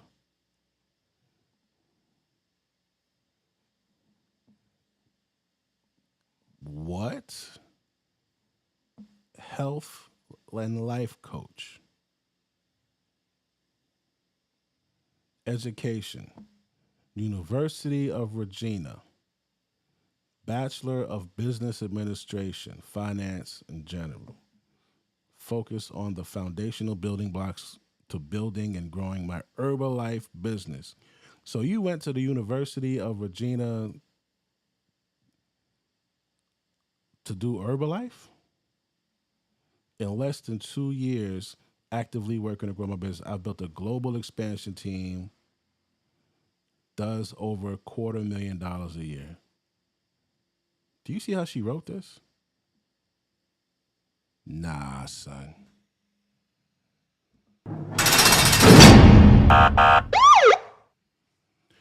Ooh.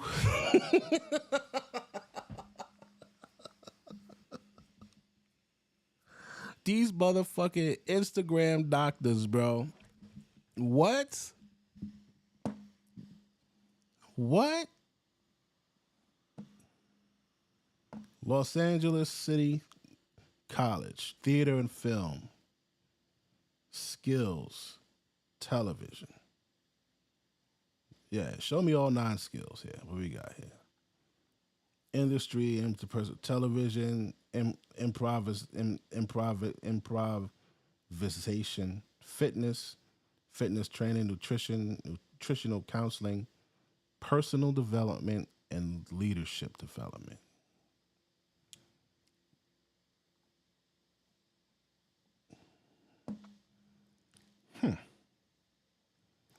Yeah, nah. YouTube.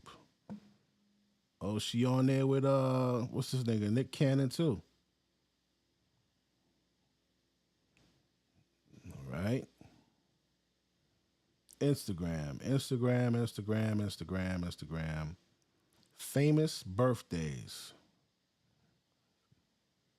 No picture. Sarah Fontenot. Instagram star. Content creator, online social media personality, Instagram star, entertainer, artist, performer, and actress who has hosted a dating and relationship podcast titled It's Giving. She's also jokingly described herself as a self-love guru in some of her past material. Before fame, at age 20, she moved to Regina, Saskatchewan, Canada. All right. Her mother was a guest on her podcast. Her siblings have a secret language. What? Okay. She can play Ludwig van Beethoven's Moonlight Sonata. Oh, I'm impressed by that.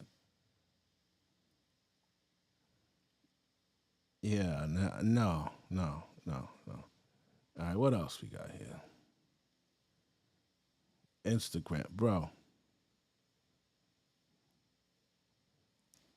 SarahFontanet.com. After 4 years as a nurse, I went from bedside care to becoming the nurse educator. What the fuck? Who the fuck is this?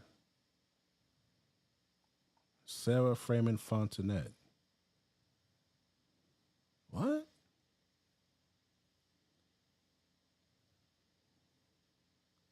Is she still this bitch identity? Oh, what the fuck? Hold up, man. What the fuck is this? All right, Sarah Fontanet, known for Cherry Hill, a movie called Cherry Hill, Shortcut to Vegas. And okay, so she did do some movies. Let's see. All right, she did some movies.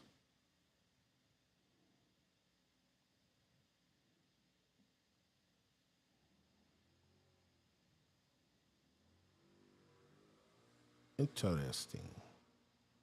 Oh, it got an 8.2 out of 10.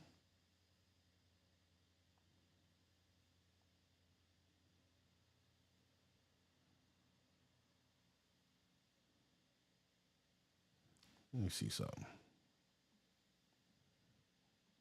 Cherry Red Kiss.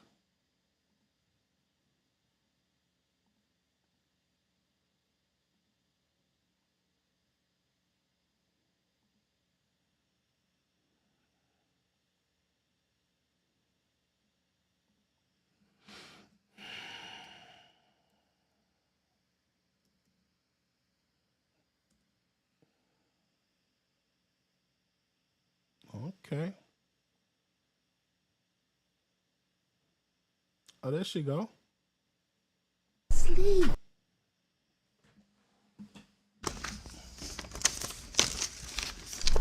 Barry, she's probably asleep.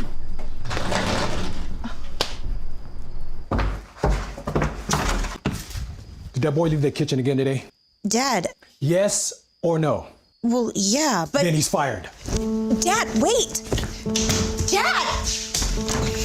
What is your problem? Dang, she ain't got no ass. You saw that? Dad, wait! Dad! What is your... Yo, she ain't got no ass. God damn. Dad, wait! Dad! That's a flat... Oh, she ain't got no... Oh, man. You see that? Nah, B.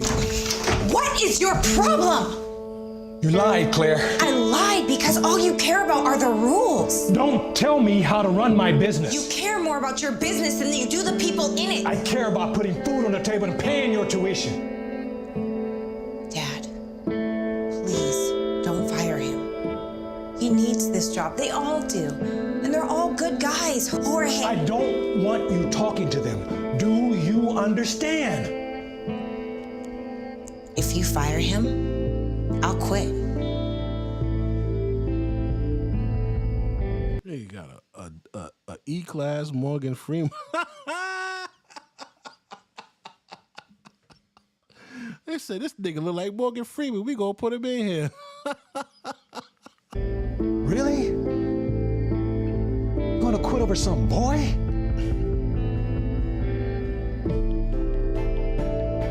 Fine. I won't fire him. But you'll go out with Rogue Matthews and you will like him. Dad! You wanna play the game, Claire? You think you can do business? Yo, look at her face. They beat the shit out of her face with that makeup. She's a different color. You see that shit, man? That is pancake bad. That shit is all damn, yo. Well, here's your chance. Welcome to the big league. It ain't pretty.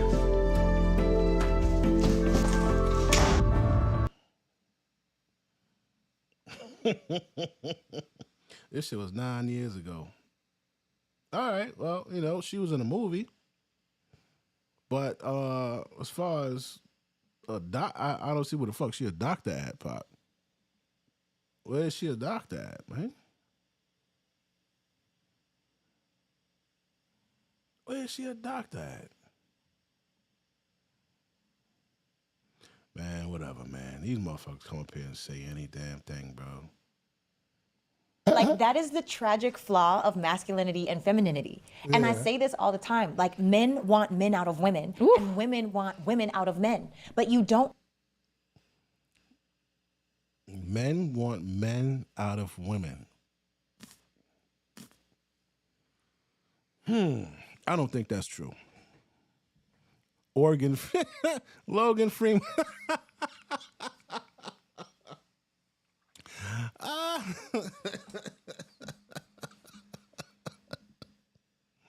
Yo. Yo, man. Shorty,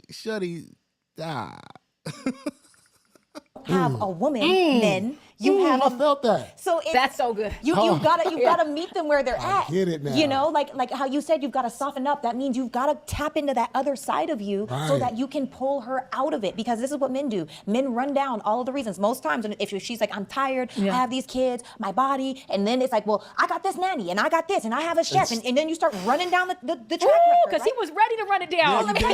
So when you run down the track record, what happens is feminine women, let me just say, femininity lives in the now, masculinity lives via track. So instead of me being able to say, baby, I'm tired, I'm overwhelmed, I got these kids, I don't feel sexy anymore, you come home, I want to give you what you want, but you don't, all of these different things. The man says, but I got you the personal trainer, I got you the maids, I got you the nannies, I don't know why you're so tired. And so now what you've actually done is put that woman into her masculine. Now you've expected.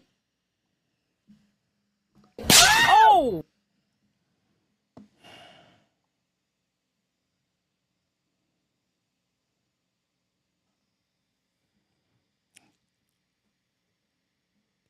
You can't put her in a masculine, man. If she gets masculine, that means she never was feminine, dog. She never was soft. If you can't, that shit ain't a switch, nigga.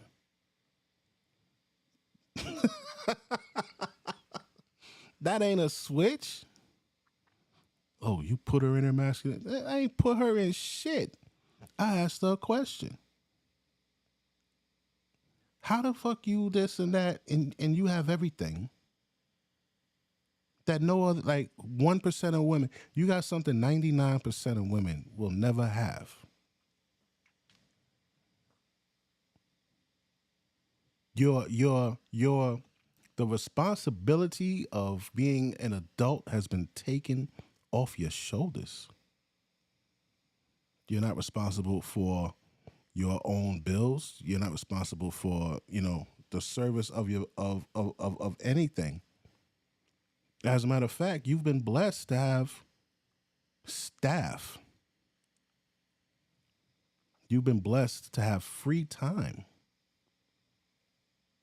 And you're going to combat that with you put her in her masculinity by asking her, being provided all of that, like, what's wrong? So you put her in her masculinity? Bitch was never feminine. It ain't a switch.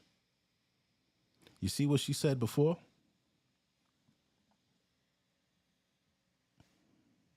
I'm overwhelmed. I got these kids. I don't feel sick. That's feminine. She was feminine in the beginning, and then when you brought that to her, she remained feminine. But you bring that to her, and then she's just like, anymore. You come home, I want to give you what you want, but you don't, all of these different things.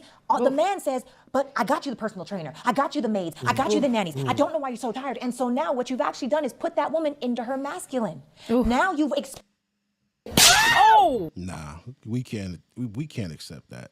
That's you giving them an excuse to be what we don't want. That's what that was. You afraid of a question? You're afraid of answering a question? Come on, man. What is this? Let me just give it this because I'm not really paying attention to this anyway. I'm looking on my phone. So what the fuck is this, bro? expected that feminine woman to be a man, but when she gets into her masculinity, and masculinity is confrontational, and masculine doesn't like masculine. So now y'all are going head and head, bucking back and forth because you're both in the wrong energy. I need to see you once a week. Yeah, me too. Me too, because this is great. Yeah, we're going to need to set up some therapy sessions. It's incredible. 'Cause That's why our therapy don't work, especially when you go to a female. And we had a female therapist break that part down.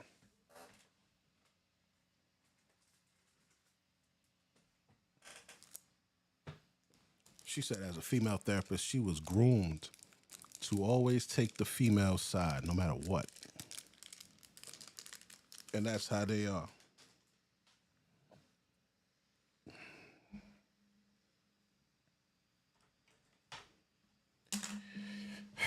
It's another Cheyenne Bryant.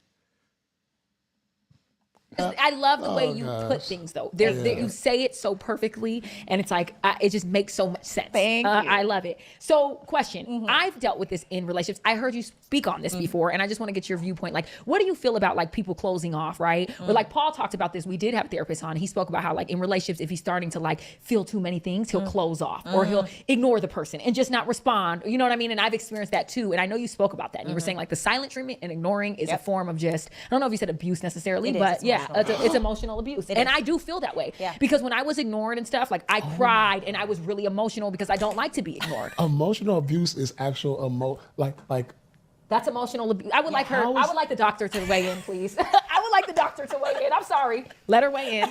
Thank you. So what I love is silence is abuse. Let the doctor weigh in. It's called stonewalling, actually. So I learned this from Dr. Gottman, and he talks about how there are 4 horsemen where if you see these 4 things in a relationship, you're guaranteed to end. And this study has been going on for longer than 35 years with couples. And he said if you have all 4 of these things consistently in your relationship, he can guarantee.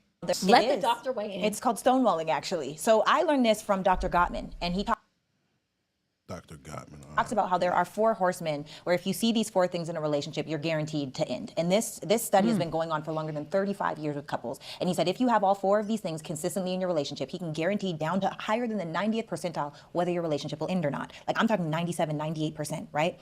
And 4 things are contentment, stonewalling, criticism, and stonewalling, contentment, and deflection, right? Defensiveness. So contentment is where you put yourself above your partner. That's when you start saying, oh, you think you better than they now. Oh, you think you could just get away with that? That's when you literally are kind of condescending. You're being condescending to your partner. Stonewalling is where you shut down.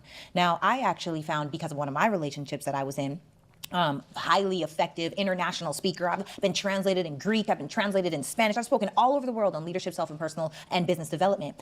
And highly effective Sarah, okay, me, was in a relationship where that man was so critical and so defensive that I started stonewalling, shutting down. I have nothing to say. I can't win. I'm damned if I do, damned if I don't. I don't know what to do. And the funny part is it doesn't usually show up until 2 years into your relationship. And I was in this relationship for 5 months. I was on the fast track to just toxicity. Now I later found out narcissistic personality disorder. You know, that's what my therapist said. Yeah. I'm not diagnosing it. Before you go any further. Yes. But like, if you feel like there's nothing you can say to this person. Yeah. And you stonewall them, then like that goes hand in hand, because I told you how I felt. You don't even get how I felt because you don't have the compassion to resonate what I'm trying to tell you, what I like or don't like. Right. Exactly. The question that she never answered, Paul, you're referring to the question that she never answered, right? Now, I wonder how he's going to handle this. Criticism, contempt. All right, yeah, we got to go over this here. Defensiveness, stonewalling. All right. Yeah, we're going to check that out later. And it's you just one way or the highway. So that leads to stonewalling. Yes, I agree with you. It's not your fault if you stonewall. Stonewalling it comes because someone else is critical. So that's the third one. They're constantly picking at you. You do this wrong. You don't listen. You. Or it's when they're defensive. If I try to tell you, you know, baby, I was feeling insecure today because you were looking at that lady a little long. Like, do you still love me? Some people that would make you stonewall would be, why are you always worried about me and what I'm looking at other women for? Don't you know I'm here with you right now? I don't even know why you pressing me like this. That's one way to handle it, which will cause someone to shut down. Or you it feel could like be somebody lying to you.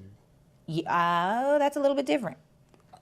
Yeah, so like, this is my thing. There's also the side of like, what if someone is just not willing to communicate and they're shutting down? And it's like, you're not giving the person an opportunity to be like, hey, this is how I feel. Let's have a mature conversation and come to a place where we can understand each Stonewalling.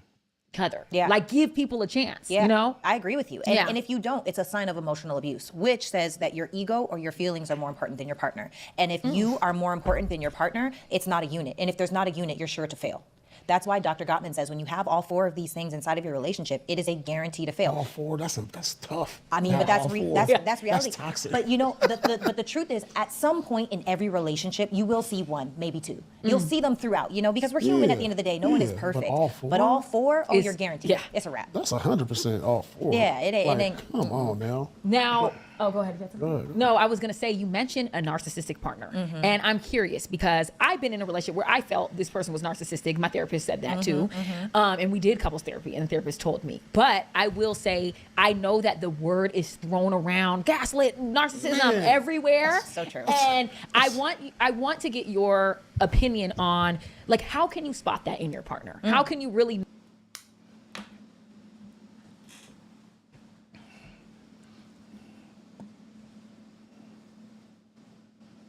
I did something on that earlier. Let me see something. I did something on that earlier.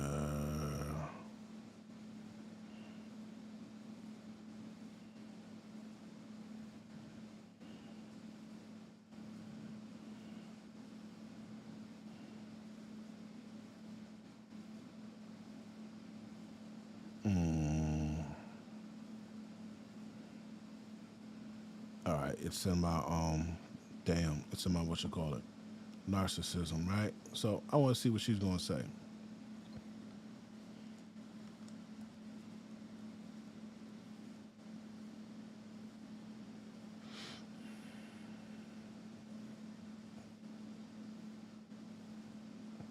All right.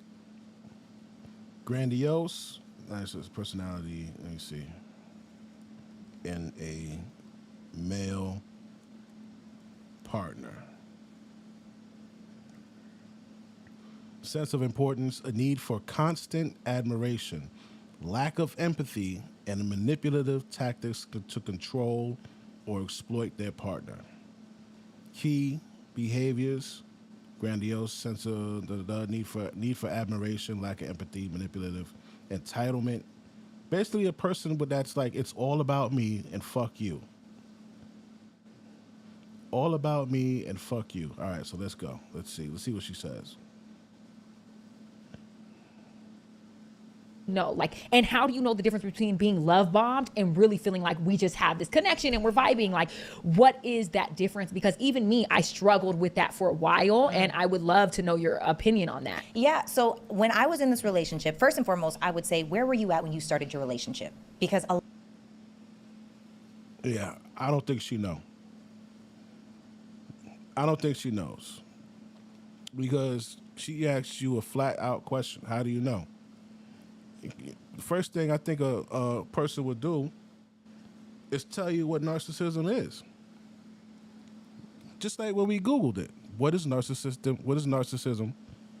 What is narcissistic personality disorder in a male partner? Right? And Google told us what it was. She didn't fucking do that. A lot of our relationships started off as a trauma bond, and we didn't even realize it. So if you were in a space where this happened for me in 2023, we thought that we were going to lose my dad. He had stage 4 prostate cancer. Why? Is this a deflection? Is she going to do what she did earlier and just change the whole question? Is she going to hear the question, deflect, and answer a question from what the fuck she just deflected to? Is that what she's going to do? Let's see. So he's still here, praise God. But the doctors are pretty much like, things aren't going well, you know? And then on top of that, so mentally, emotionally, physically, spiritually, financially, energetically, was the hardest year of my entire life. Like up to date, you know, at today years old, this was the hardest year of my entire life. And I'm definitely a daddy's girl, right? I'm a mommy's girl and a daddy's girl. I'm a family girl, period. Yeah. And What I didn't know was in my past, I'm like, who wouldn't want to love bomb me? Like, I never understood that. Like, certain things when people say, like, oh, she's a gold digger, like, but who is mining for rocks? Like, I don't understand that. What did she say? What I didn't know was in my past, I'm like, who wouldn't want to love bomb me? Like, I never understood that. Like, certain things when people say, like, oh, she's a gold digger, like, but who is mining for rocks? Like, I don't understand that. Or if someone is like, oh, she's a pick-me, but like, who doesn't want to be chosen? I don't get it. So the way that people say these words, I was like, I don't get it. So he's love bombing you, but when people love you, they buy you gifts. I don't understand that. They show you love through affection. I don't understand. They show up and they do all these things, and it's normal. Like, who wouldn't want to love bomb you? I'm pretty dope. And going back through therapy, I realized that number one, if you are a successful person in anything, I can guarantee you have narcissistic traits. Okay? It is important for you to think that you are important. It is important for you to buy into the vision of your life. It is important for you to go all in and not hear what anybody else has to say. Facts. Now, those are just some of the narcissistic traits, but narcissistic personality disorder is when you live in a delusion, when what the world that you see, nobody else sees. And that's when you use tactics like gaslighting to enroll someone else into what you believe, or love bombing to make someone think that you care so much more about them than they really do. But someone that has narcissistic personality disorder, it's all about the conquer. It's about the win. It's not about you. It's how can, and by the way, people think that. Oh!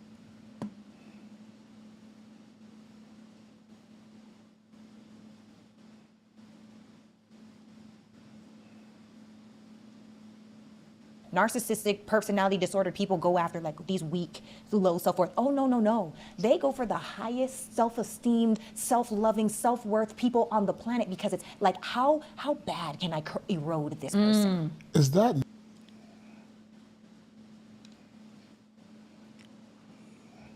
She failed. They go for the highest person they could find just to bring him down. Here it says, grandiose sense of self may brag about their accomplishments, exaggerate their abilities, or boast about their social status or success. Need for admiration, constantly seeking attention, validation from others. Fishing for compliments and needing constant reassurance. Lack of empathy. Manipulation tactics, that was the only one she got. Entitlement, they expect special treatment and get angry when they don't receive it, viewing themselves as deserving of favorable treatment. Interpersonal exploitation, take advantage of others for their own gain, often sensitivity to criticism. Isolation from partner, friends, family, impact on relationships. Emotional distress, the partner may experience feelings of low self-esteem, anxiety, depression, isolation. Relationship instability. She's talking about something else, man. She did exactly what we said. She deflected and answered a question that she formulated from the fucking deflection. She can't answer a straight question, bro. I personally I hate motherfuckers that can't. Narcissist, or is that just a man trait? No, I don't think that's a man trait. You think men want to erode women? Well, we lived, there was Vikings. Yeah. They lived to like conquer, and that was like the mentality. That's the mentality of like a mammal. Yes. But conquering is different from... what is that? Like, is that like, how is that? Vikings conquering. Libido dominandi. That's in men. It's called the lust for dominance. That's why men conquer. That's why men went to war and acquired land and shit like that, because there's a lust for dominance. If you took all, before there was white people, before there was black people, who did the white people enslave and capture and kill? Other white people. In Africa, before white people, who did the Africans enslave and kill and pillage and plunder? other Africans. In jail, you take out all of the other gangs and leave one gang in there. It's just one gang. Who are they going to prey on? Each other. There's a lust for dominance. That is what that's in us. So when you talk about the Vikings and all that shit, that is just in a man. That's why men have to be. That's why men have to be active. We've been tamed under laws, rules, jail, death penalty, shit like that.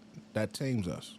It is a situation that is uncomfortable enough to deter us from doing that shit. So we excel in different areas. If this was in Africa, Michael Jordan, LeBron James, Kobe Bryant, you know, all of the Mike Tysons, all of the prominent greats, if you go back thousands of years, they would have been the ones dominating and taking over shit because they had that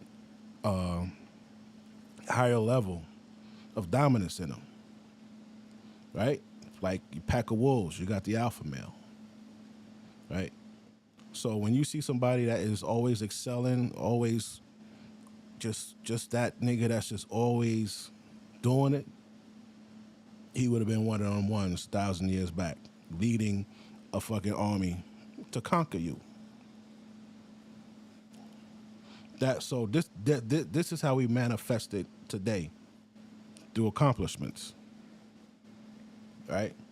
But you got some, they don't got nothing to accomplish, so they go out and just fucking become leaders of gangs and shit like that. When you look at what's the old boy, Tukey, and you look like guys of that nature, you know, that's what they do. That don't got nothing to do with narcissism, though. That's just us. Libido dominandi. Like a narcissist to me, because men were put on this planet to kind of like rule. Like they were rulers. As you should. And conquerors, like just from day one. Yes. So like if we're not going for like the highest of the highest, how does that make you like something that's kind of like narcissist? Like where did narcissists even come from? So I see what you did there, boy. I see what you did there, boy.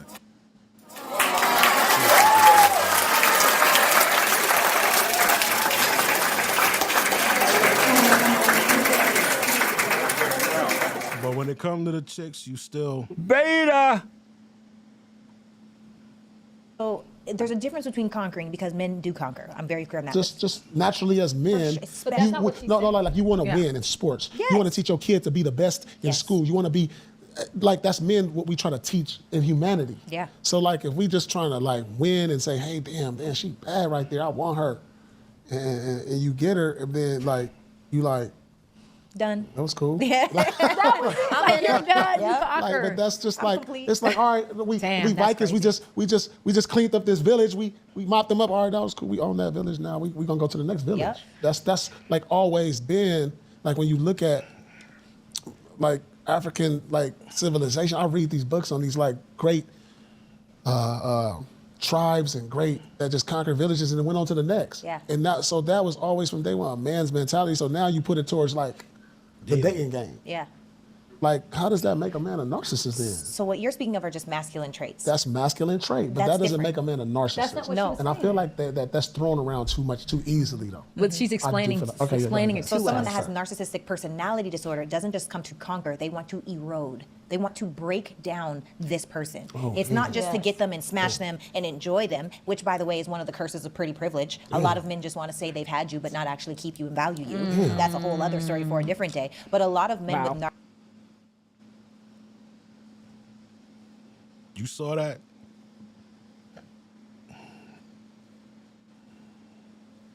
get them and smash them to erode. They want to break down this person. It's not just to get them and smash them and enjoy them, which by the way is one of the curses of pretty privilege.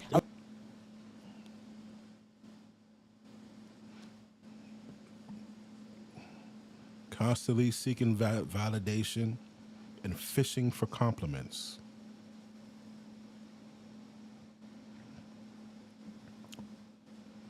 Yeah, this bitch is a narcissist. A lot of men just want to say they've had you, but not actually keep you and value you. That's a whole other story for a different day. But a lot of men with narcissistic personality disorder, it's a game. It's how much can I take this person who's so strong? How can I make them weak? How can I do?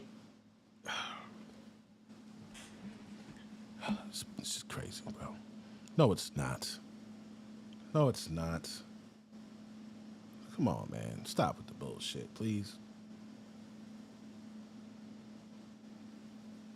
No, the fuck it's not.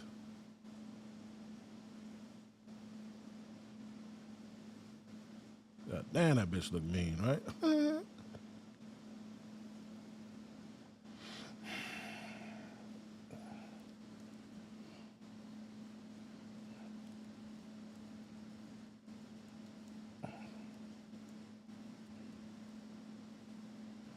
How you spell that shit? Nar.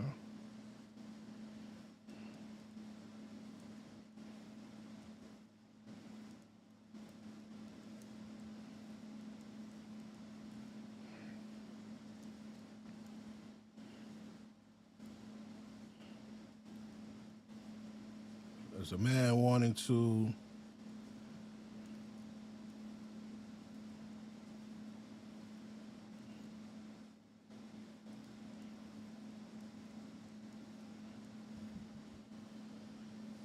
how the fuck oh, it's only got one C. All right, there we go.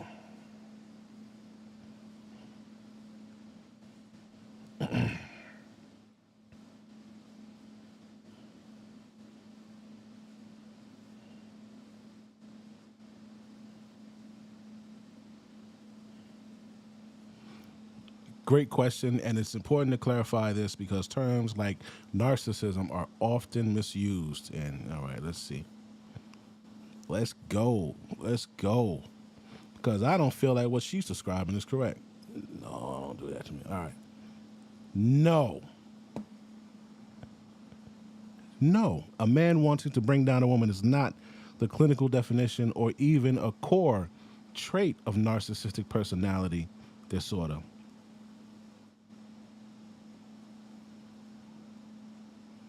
She don't know what she's talking about, dog.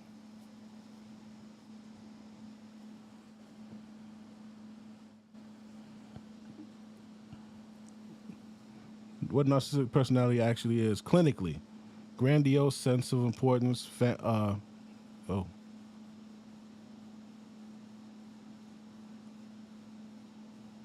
right. Grandiose sense of importance, fantasies of power, success, brilliance, or ideal love, need for excessive admiration, sense of entitlement, exploitive, lack of empathy, envy of others, arrogant or haughty behavior.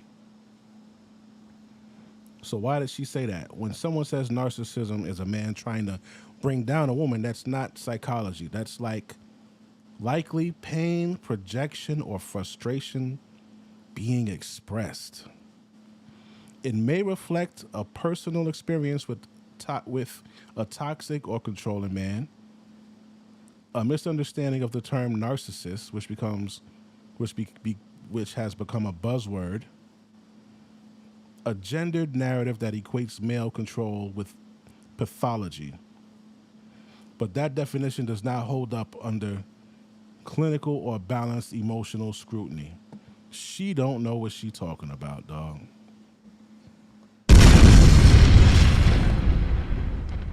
Destroy the way that they look at themselves. Now, this is the craziest part. Most of them don't even know that they're doing it. Oh.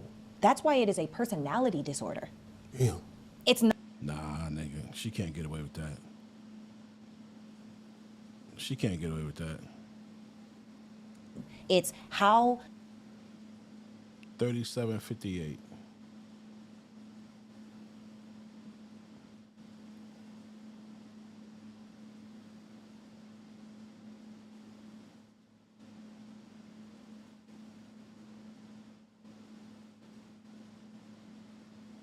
Oh, hell no.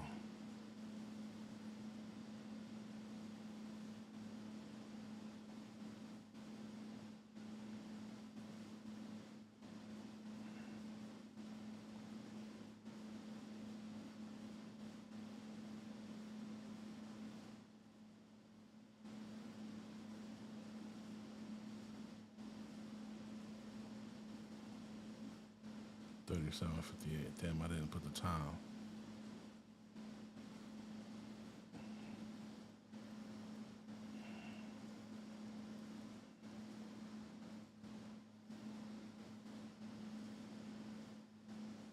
Yeah, man. She don't know what she's talking about, man.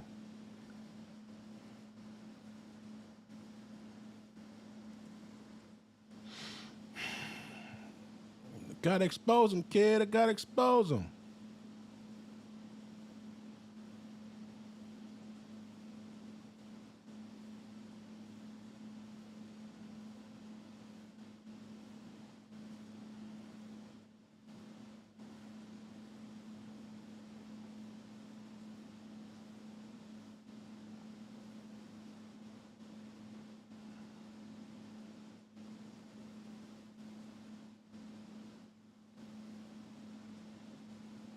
All right.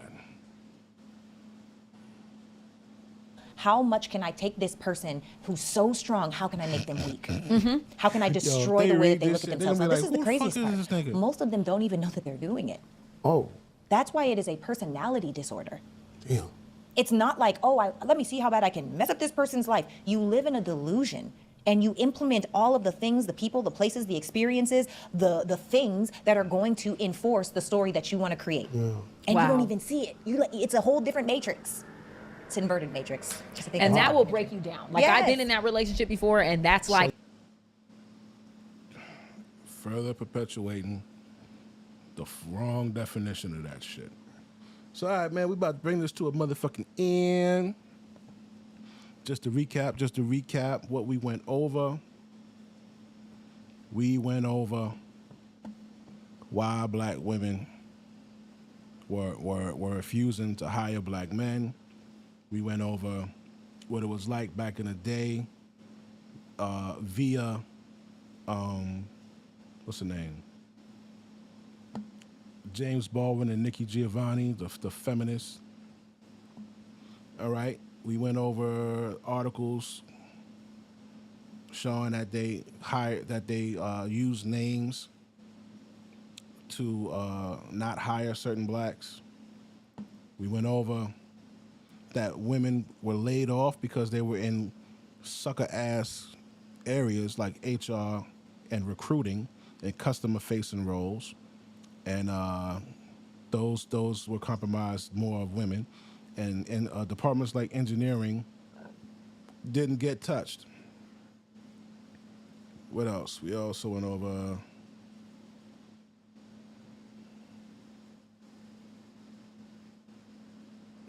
that black women don't work well in white groups. They work better in black groups. Yeah. Yo, all right, y'all. We about to be out of this joint here. Thanks for stopping by. Shout out to my guys, man. Cortez, like I said, Oregon Freeman. Shout out to Kelvin, T Love, Positive Journey, and my man, Salute the Veteran. All right, man. Peace to you guys. I'm going to holler at y'all on the next one. Later.